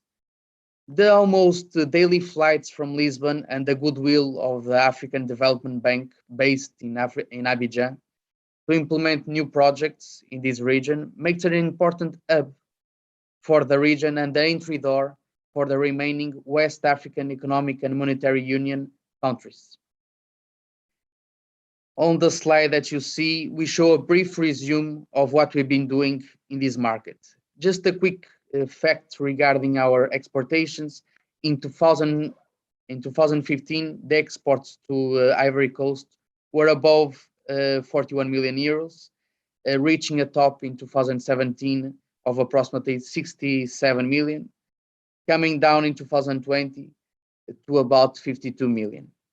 Since 2015, we have been doing several trade missions with the support of local partners for the agendas and B2Bs, and with the Ivory Coast Embassy in Portugal, which we thank their support. In 2016, we organized in AEP headquarters the African Forum that was led by Mr. Daniel Ducan, the Prime Minister of Ivory Coast at the time. Since then, we did more free trade missions, and hopefully we'll go back in the beginning of next year to a trade mission with extension to the Cameroon. Next, we'll be talking about Ghana, the second biggest economy after Nigeria in the West Africa, and one of the oldest and most organized democracy in the regions. The economy, natural resources, infrastructure, projects in highways and ports, agricultural and modern supermarket chain, have attracted several Portuguese companies to visit these markets. In 2015, our exportations were approximately 90 million euros. This value has been reduced to approximately 40 million in 2020. Our products of exportations are mainly paper, machinery, chemicals, some construction products, and communications and information services. About the activities in these markets, we started assisting the Portuguese companies in Ghana since 2013. At the time, we organized a trade mission with participated 9 companies with very different sectors, from construction materials, textiles, waste management, ceramics. We went back with the fabulous results that we had and that entrepreneurs received from the counterparts. So in the next year, we came back with a stronger delegation of 11 companies, this time within the wine, again, construction materials, telecommunications, agricultural, very important, medical equipment, and vehicles sector. This time we were at our highest level of exportations to Ghana. We also, in 2014, took advantage of being close to Nigeria, so we did an extension to this market for also B2B meetings in Lagos. Then you see a gap between 2014 and 2018. So during these years, there was a stronger approach from the Portuguese entrepreneurs to other markets like the PALOP and the Maghreb. We went back in 2018 and 19, where we had 2 trade missions. At the time, participated companies from the paper, weight, machinery, construction materials, and food and hospitality, with a tremendous success. Some of them starting exporting rights just after 6 months of meeting with the counterparts. Unfortunately, the food companies, they still face some difficulties to export to these markets due to the fixed prices established by the government. For example, with some products like rice and other goods, they have some difficulties to get in these markets due to the fixed prices. Actually, in the next 2 weeks, I'll be going to Accra, a company with 5 entrepreneurs, and hopefully testing, as it is expected by the EMF, to be the African economy with the quickest recovery post-pandemic. Thank you very much. Tiago, if you can go to the conclusions, please. Yes, sure. Thank you, Massimo. So regarding Nigeria, our activity resumes to a trade mission in 2014 with 9 companies. Although it is the biggest economy in this continent, companies find it difficult to export due to the necessary certificates like SONCAP and NAFTA and import barriers to some products. But of course, there are always some companies who thrive in this market and operate very efficiently. We will see next Rico Gado, represented by Mr. Francisco. We will explain us how they do it and how they obtain such amazing results. Thank you very much, and I'll pass. Thank you very much, obrigado, Tiago. And I really ask to Francisco if can wait, because I want, we will go back to Portugal later. I want Julia has the priority to speak because. Thank you. And really, Julia, thank you No problem, for being with Massimo. us. And Thank you, Massimo. I did something probably I didn't have for your privacy, but I explained that you just have a baby 4 days ago. So you have a priority here now, and go back to Federico that is waiting for you. And, thank you very much.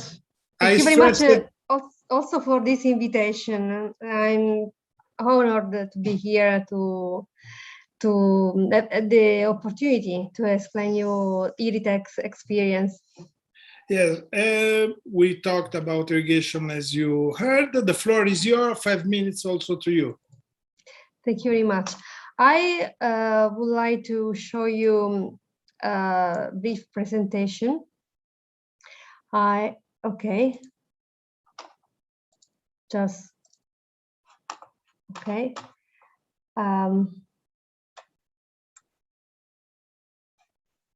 Probably you, are you watching my, okay, perfect, okay.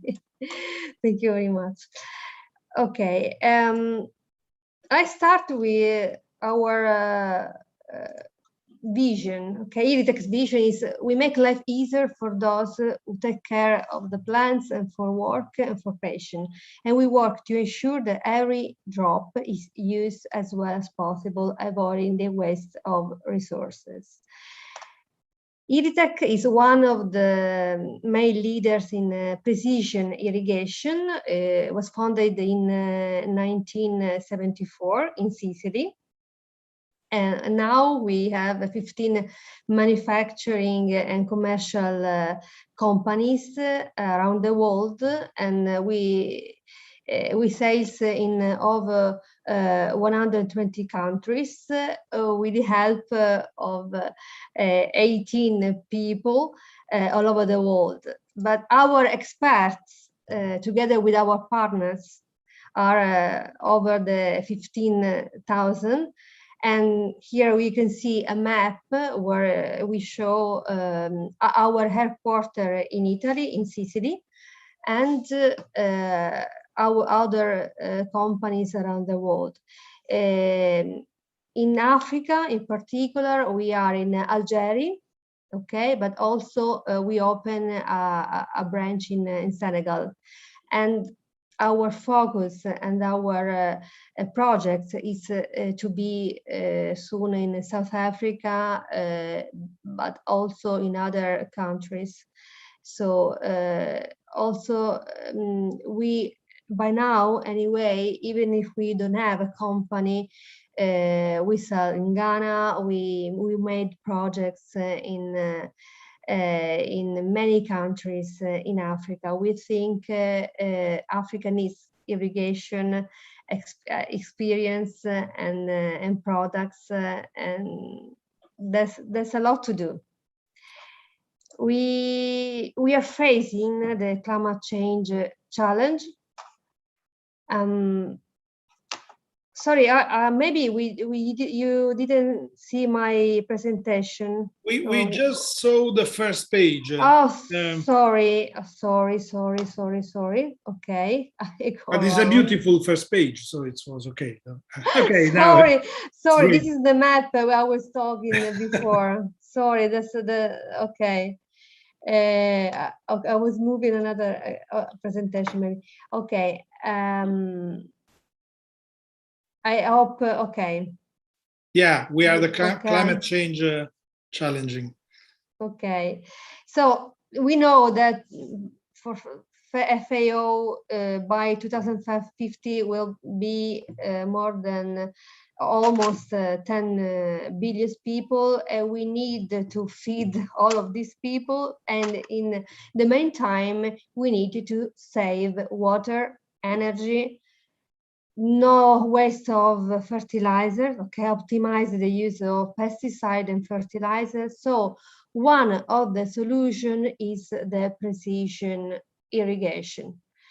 And in particular, drip irrigation can be a solution, because agriculture is the sector responsible of around the 70% of the use of water, okay? And with drip irrigation, we are able to give to the plant only what the plant needs, okay? So the correct quantity of water and the fertilizer, okay? Because we put the fertilizer in the drip lines.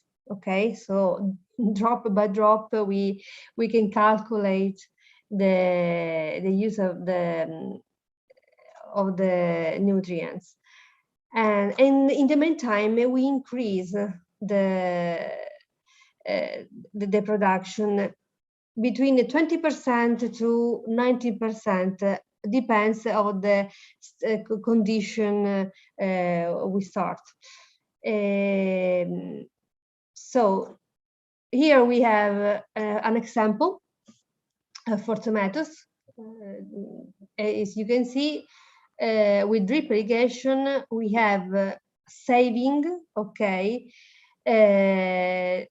respect to other method of irrigation method, that we can have instead of sprinkle irrigation, okay, we use drip irrigation, we have an increase of production around 20%.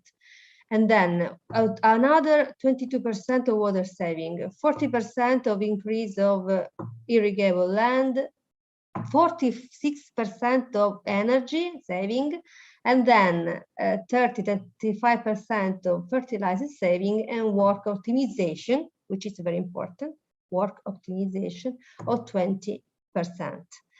This is just an example of tomatoes, okay? And if you see drip irrigation versus flood irrigation, the traditional system, this percentage increase a lot, as you can see, okay? An increase of production of more than 50%, and then water saving of almost 50% also. So that's very a big example. For each condition, each crop, we can have different percentage. Just some number to let you know, we are now the micro irrigation system are used only for the 3%, okay? The irrigated land is only 20%, and this among these 20%, only 3% is micro irrigated. So you can understand how a lot we can do, okay? There's a lot to do. This is a history, okay? Just a workflow of the history of irrigation, flooding irrigation, then mechanical precision farming, and now precision farming means also automatic irrigation. And the next step is smart irrigation, okay? So we are talking about in Wi-Fi system, the connection with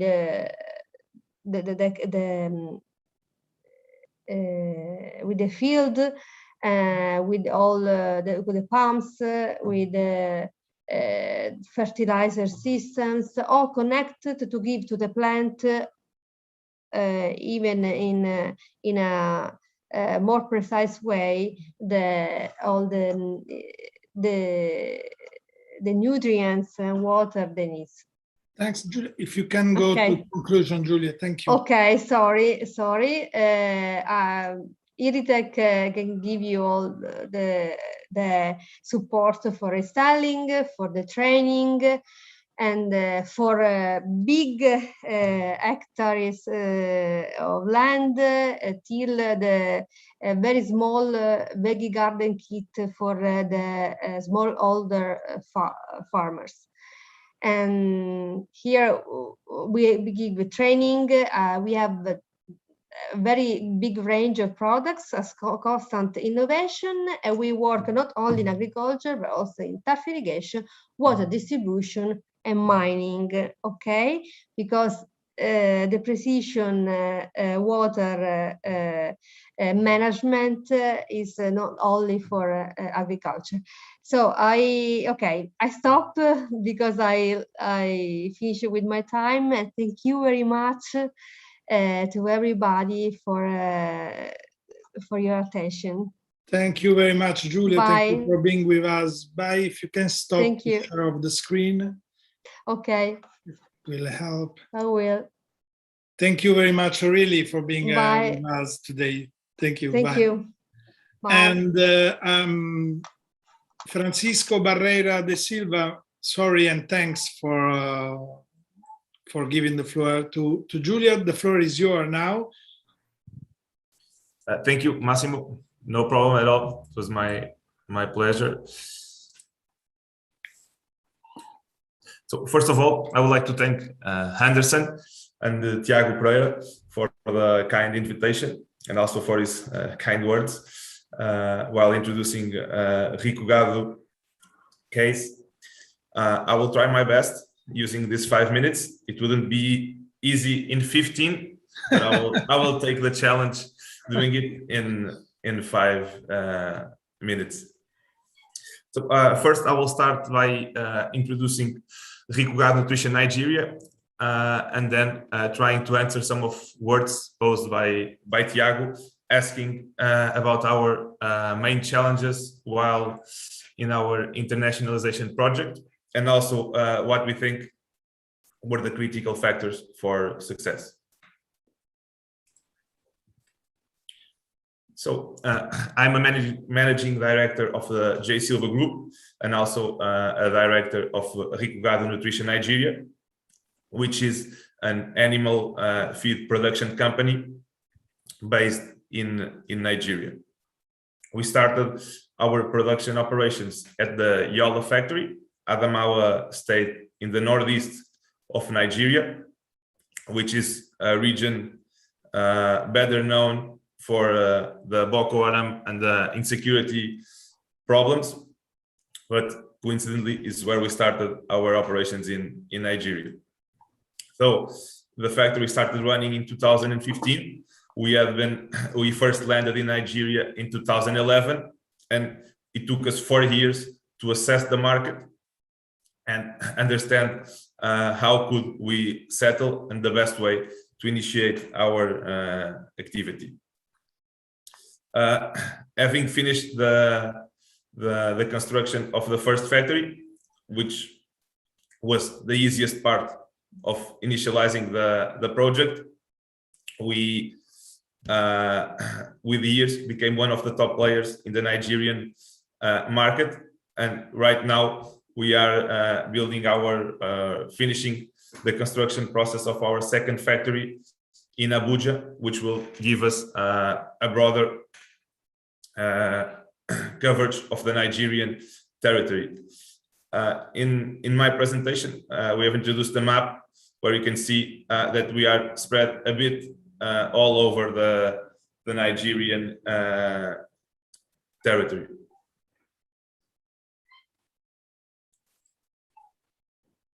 So moving to the questions that were addressed, and starting with the first and probably the most obvious one to answer is, why have we chosen Nigeria for our internationalization process?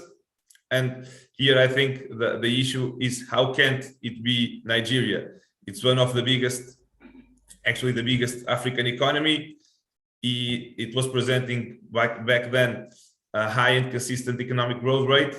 It's almost 200 million consumer market, and it has a relative availability of local raw materials, which means that there are also some issues on this side, but it is significantly better than other similar economies in Africa.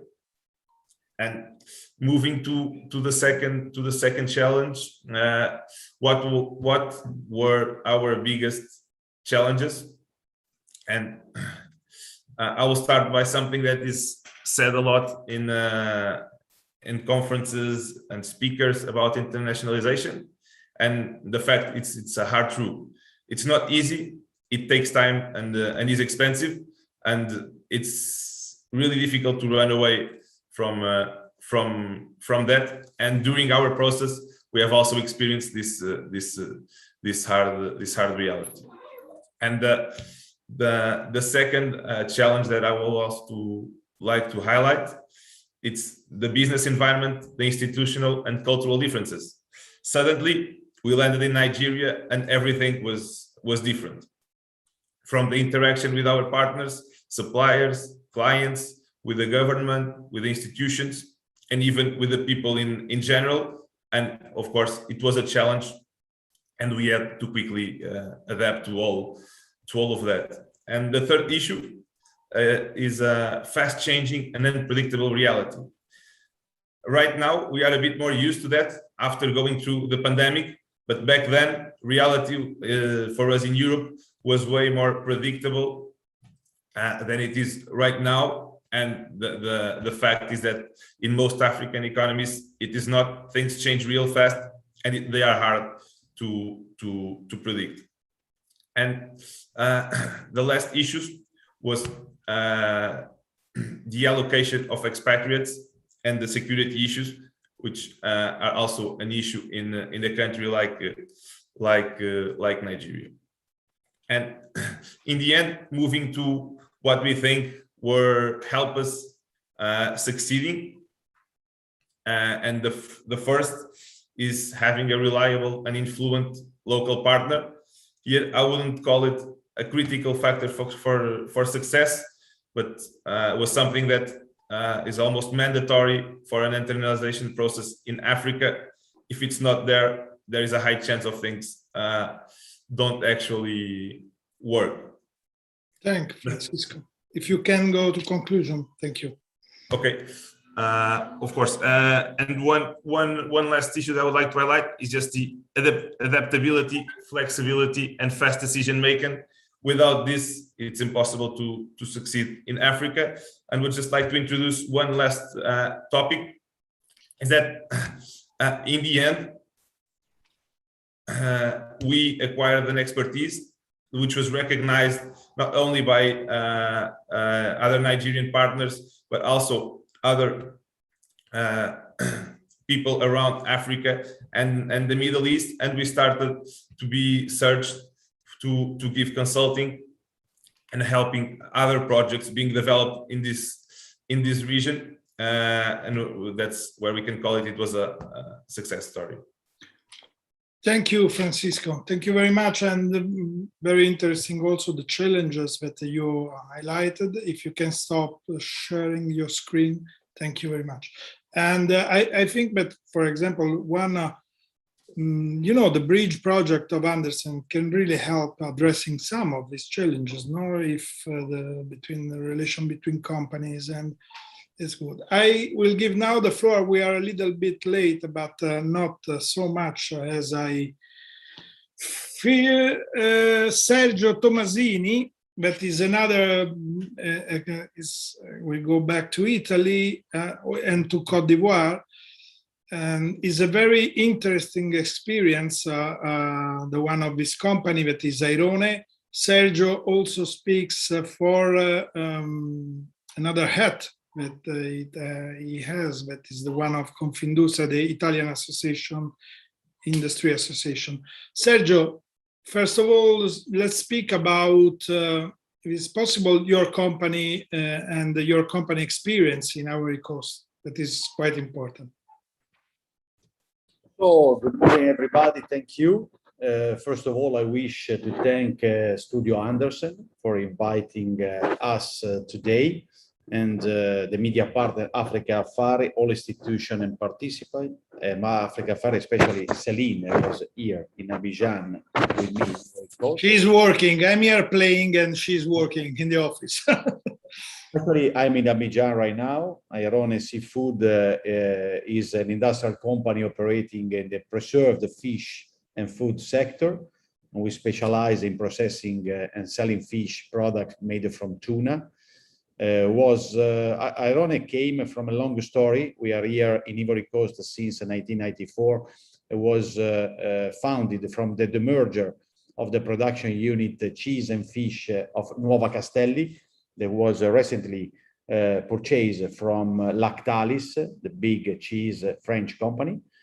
And we have actually Airone Italy. We have the headquarters in Reggio Emilia, in Italy, where we have the warehouse facility, more than 20,000 square meters. We manage the financial, commercial, logistic and quality department, not more than 20 people in Ity. and we manage around 1,000 and more containers per year coming from Ivory Coast, where we own since 1994 our production facility. We manage around 23,000 tons of tuna per year, and we transform especially 90% for the export in Europe and 10% for the local market. We own a facility of about 25,000 square meters, and as Celine knows, we are here since a long time. Especially in the Abidjan port, that is one of the biggest port in West Africa, with more of 20 million tons of goods per year and over 300,000 tons of tuna per year. So is one of the largest, especially also, if I can mention for Ivory Coast, the investment that is moving on for San Pedro port, that is well known for cacao, but also there's going some political investment to improve the international airport and some other parts of San Pedro. It could be in the near future a very interesting place to be. And for this reason, we are also moving there to establish a little space for our business.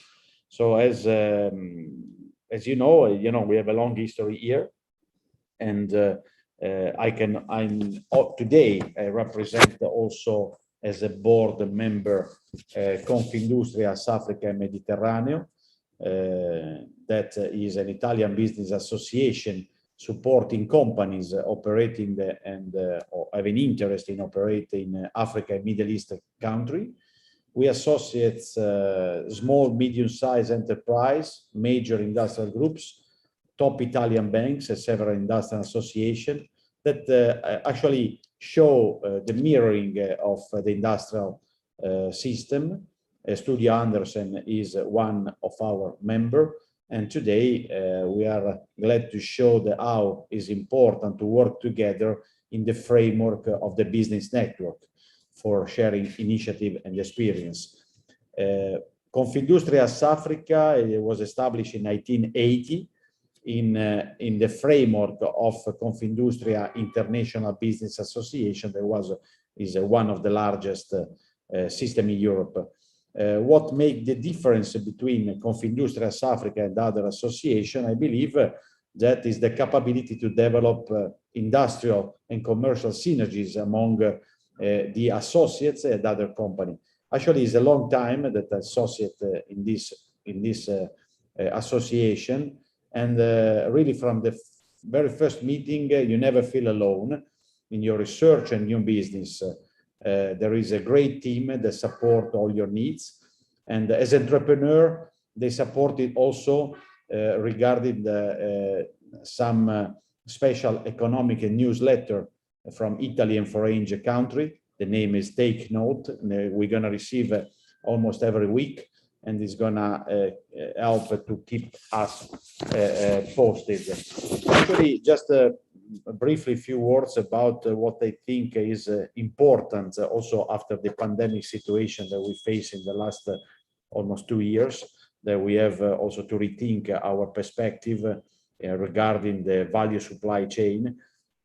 For most African country, Italy still means football, fashion, food, but we are the second manufacturing leading country in Europe, and we can export a lot of knowledge. What I believe we have to rethink, because the first approach that you have with the new market is trade.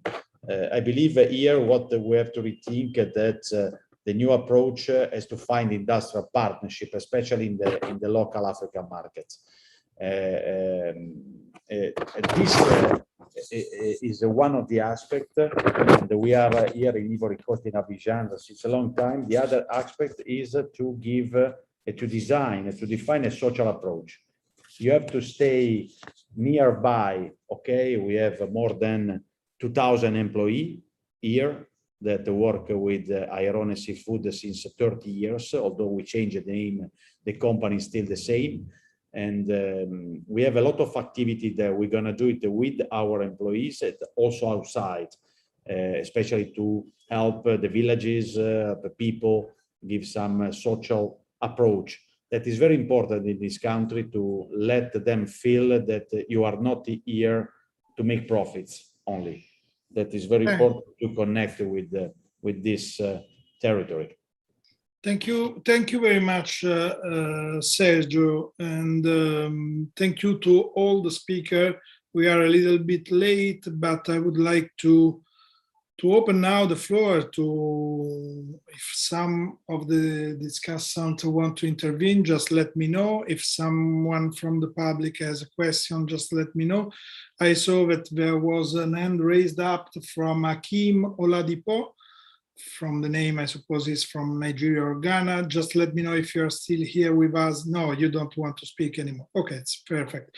I have a question. We were talking about, I have a question for some consultants. One, you're still with us, Ndidi Okonkwo Nweweli of Sahel Consulting and Agriculture.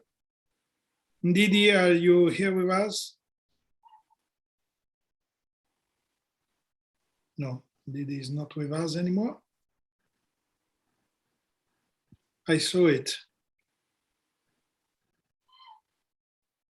Okay, I'll go to an Italian consultant, Fabio Santoni, that I see he's on the screen. He's a consultant, he knows very well the agribusiness sector. I know because we know since a lot of years. What do you think of some of the things that we talked this morning? With your experience.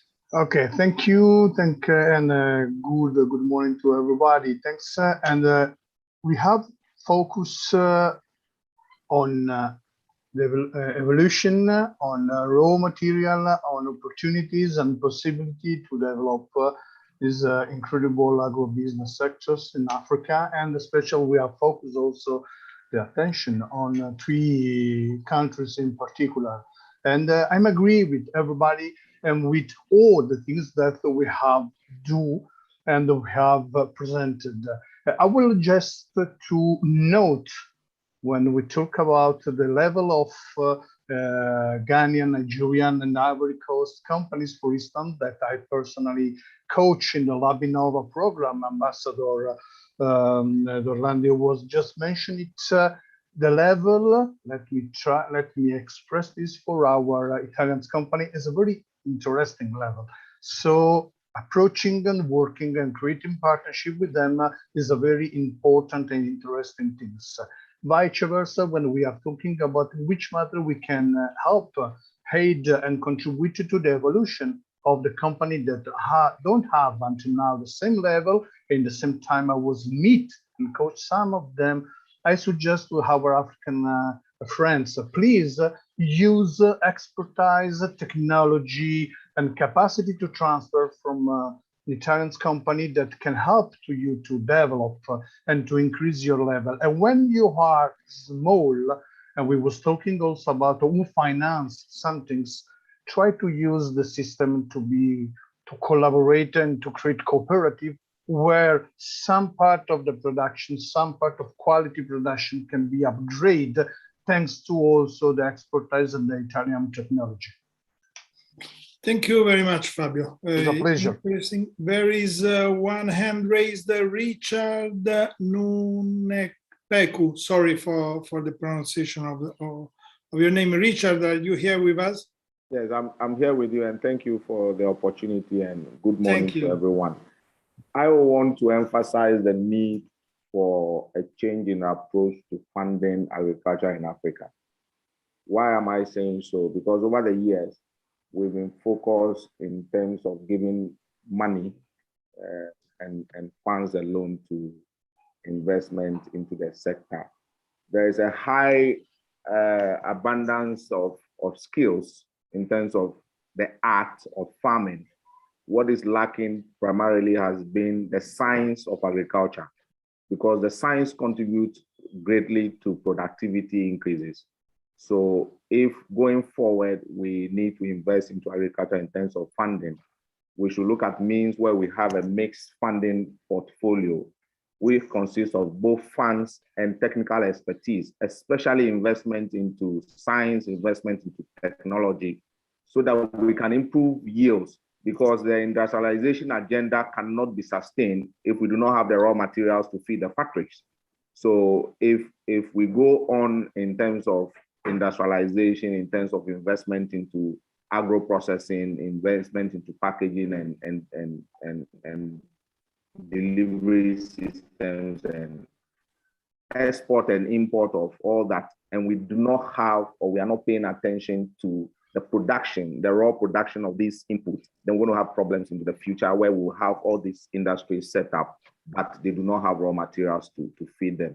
I am talking from the perspective of a farmer who is involved in the day-to-day production of some of these raw materials. And you will recognize the need to invest heavily into the science aspect of farming in Africa, because the farmer in Africa doesn't pay too much attention to issues of soil analysis, issues of agronomy practices, issues of timing, issues of investment into irrigation, the type of irrigation, the type of inputs to use, whether the seeds are certified, whether the fertilizer is the right mix, even the type of fertilizer. So we need to work a bit more on that aspect of any investment into the sector in Africa. And that is the only way we can change the narrative, even if we do not grow in terms of the number of acreage we are now growing, and we look at the productivity per hectare or acre now, we can increase that with the current production sizes if we invest into technology and science. That is my addition. Thank you, Richard. Richard, are you, sorry, can you introduce, because you are a consultant or you have a company, just to understand? My name is Richard Onekweku. I founded Anyako Farms. We are a farm located in Ghana, producing vegetables and cereals for local market and export. I have a question for you, Richard. Sorry if I abuse of your time, but one of the effects, it seems, looking from outside, from one of the effects that the COVID pandemic it seemed to me to have in some African countries was to give a sort of boost to internal production for internal market. I'm talking about horticulture sector and food sector for consuming. With all the problems that we had in the first months on international chains. Is correct or it was a mistake for me? Have you seen a new attention to production for local market on the business side? One of the key challenges that continue to persist is rural infrastructure for transporting produce from farms. And with COVID, that did not change, because investment into such infrastructure is still at its lowest level. We have bad roads. We don't have the means of transporting vegetables to preserve the quality you have harvested till it gets to the market. So yes, you may have experienced some upscale in terms of what people will be buying, because now they are staying home and they are eating more than they used to, because if they are out there, they may have spent on other means of meals. But the basic challenge of bringing those foodstuffs from the production centers to the cities have not been resolved. The infrastructure challenge remains. The roads are still bad. We do not have the means of cold storage for transporting these vegetables, especially to the city centers. So I do not think that has been resolved with COVID. No. Okay. Thank you. Thank you very much, Richard. We are almost closing. I don't want you to force to intervene, Alessandro Gerbino, but as you work in all the 3 countries that we are talking about today, there is something you think we need to touch that we didn't? Our point, I don't know. Very many things have been said. I'm based in Accra, and rightly so, you told I deal with all 3 markets. And we have put, as the Italian Trade Promotion Agency, we have put agribusiness as a priority. over the last year and a half. Of course, the COVID didn't help, but I know there is very little time available. I think there are many inputs that have been said, and if there is a message that maybe that I'd like to convey to the companies that are participating on both the European and African side, is that from where I stand, and thanks to the activities and the contacts that we are having in Ghana, in Nigeria, and Ivory Coast, the feeling is that yes, the potential is great, the opportunities are big, especially in the medium and in the long run, thanks to several processes that are taking place. Today, the markets are everywhere in the world, the markets are imperfect. And this is particularly true in Africa, meaning that still the number of players in every value chain is still not very big. This is on the one hand a limit, of course, because if you come and play in a certain segment of the value chain, you have to deal, you know, with a limited number, you have a limited choice above and below where you stand in the value chain. But this is at the same time a great opportunity, because of course, if you are ready to invest yourself or through a partnership in building and controlling the value chain, then you get into a position where you are going to have an advantage to follow the growth of the market, either internally, regionally, and internationally. So what we have witnessed with the contacts with the companies here in Africa that we have been working with is that there is great openness to start cooperation with companies. We have dealt, of course, with Italian companies in the first place who are willing to partner with them on a process that brings in skills and know-how. And I think that the value of an activity such as this one of Bridge from Andersen is that we are bringing together a network of companies on both sides of the Mediterranean Sea, so to say, that are already they already share a sort of managerial approach to business that is a key for cooperation. In Africa, particularly the issue, so to say, of the informal market is still a problem for companies coming from Italy and from Europe. So the possibility to connect through a network that is Andersen offers. It's not the only one, but it is the one we are talking here today, and is showing, you know, proactivity in this regard. I think it's very precious, and it's certainly one of the approaches we are supporting. And it is also it something that you are doing, you know. Language. You are doing the same thing with your projects. I'm thinking about Labinova or and another one. So it's the same approach. It's true. We are somehow selecting or connecting with the companies in Nigeria, Ghana, and Ivory Coast that, according to, you know, a number of elements of indicators, present a series of parameters, so to say, that make them potentially viable to grow together with companies from Italy we are in touch with. To come back to the title of this event, it is Sustainable Development of Business. Playing with words, I would also use the development of sustainable business, meaning that sustainable business is business that can be,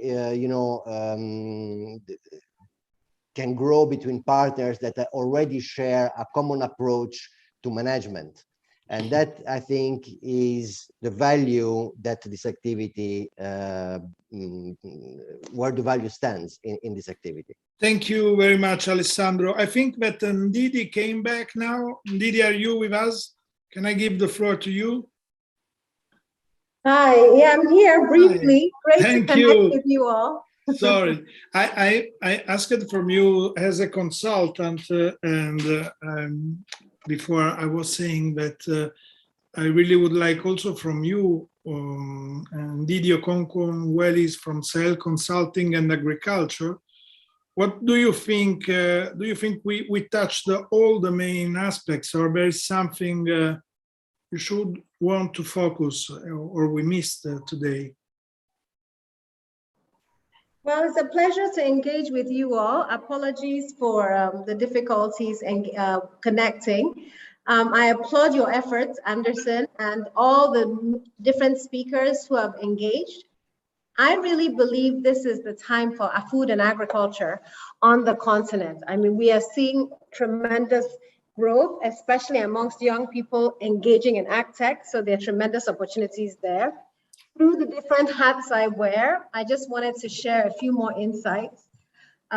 Through Ace Foods, a food company that we started 12 years ago, we actually process spices and seasonings from Africa, which we export to the rest of the world. We currently export ginger to Europe, and we've seen great responses for ginger and turmeric. Nigerian ginger and turmeric are world-class. We've also started exporting finished products, and we have about 14 different mixed spices. And as you know, African spices are amazing. And so we've formed strategic partnerships with a range of stakeholders who use our products as inputs, as well as a growing relationship with retailers. So that's Ace Foods. With Sahel Consulting, we're doing a lot in dairy development. We run the Advancing Local Dairy Development in Nigeria project, through which we are transforming the dairy sector. And we're actually partnering with quite a few European and US organizations around artificial insemination, technical expertise in feed and fodder. And the dairy sector in Nigeria is taking off in an amazing way. We're seeing a lot of interest from different partners. Europe has a huge track record with dairy. And one of our partners on the ground in Nigeria is Arla. Arla is obviously a big European company. Previously, we partnered with Friesen Campina. And they are very committed to seeing how to develop a local dairy platform as well. And so I think there's tremendous opportunity in the dairy sector and lots of knowledge transfer and potential collaborations between European organizations and organizations on the African continent. We work in 5 states in Nigeria through that project, and there's lots of information on our website. So if you're interested in dairy, please check out the opportunities through Aldean. And then we're also working in maize, in cassava and yam around seed systems. And there's a lot of great technology transfer and knowledge transfer. And in fact, today we are hosting visitors from Wageningen University out of the Netherlands. We're working on a Dutch seed project with them. And I think the amazing opportunities in the seed systems have not been fully tapped. And then the last one I'll talk about is Nourishing Africa, which is a one-stop shop hub for entrepreneurs in the agriculture sector who want to scale. So if you're looking for data, funding, partnerships, please visit nourishingafrica.com. It's a free portal that we established to really serve as a one-stop shop for anyone interested in the food and ag space. And we're currently collaborating with a range of partners. I would love to see how we can collaborate with your organization, Anderson, on Nourishing Africa, because scaling entrepreneurship, especially local processing, is critical. And there are tremendous opportunities around logistics, storage, financial services as entrepreneurs seek to scale. So those are just some interventions I'd like to put on the table. Many more coming our way. I've just started a new company called Changing Narratives Africa to try and get more African food in Europe and the United States, because I think the rest of the world is missing out on the amazing food from Africa. So I'd love to partner with many of you who may be interested in that as well. Thank you so much. Thank you very much, Ndidi. Thank you very much. And I think that there will be a lot of work also for you in the B2B session of next days. Now we are going to closing. I will like to give the floor to Giorgio Sartori from E4Impact Foundation for the last intervention. Giorgio, thank you. Thank you very much, and good afternoon to everybody. Being the last, I would be very fast. Everybody stressed, or many of you stressed, the fact that it's very important to create a reliable partnership between Italian or European firms and African ones if we want to establish a sound international business. It's the right way to approach the market. What I want to stress is that the foundation I'm part of, Free for Impact, runs in many African countries, including Ghana and Cote d'Ivoire, some specific business schools, MBAs, for entrepreneurs, not for general students, in cooperation with African industry university. That means that we have, for instance, in this region, approximately 200 entrepreneurs who have been trained through these MBAs and are now a network that we can use to put in contact Italian and African firms. And we are doing it repeatedly. For instance, in Ghana, we put together an Italian firm interested in parboiled rice plants. And we found an entrepreneur in Ghana who is interested in becoming the partner for this enterprise, for this endeavor in Ghana. That's a way to grow the African firms and put them in contact with Italian firms, having some mutual knowledge and some preliminary preparation for that. So this is, in my mind, is an interesting approach that can be used from both sides because it's grounded in a structured approach. That's my short suggestion. Thank you. Thank you very much, Giorgio. I want to invite Alessandro Erkesha for Leye and Paolo from Andersen, just to give I really thank all of you for your time. We take some minutes more, but I think it was interesting. Thank you to all the Andersen staff. And which is the next the next appointment that we have? We have East Africa, I think, no? We are, thank you, Massimo. We are still working on this. There will be a meeting in the next week about this point with our colleagues from Africa and Europe. And we will let you know for sure the area and the sector that the focus will be on. So stay tuned and you will receive all the information from us.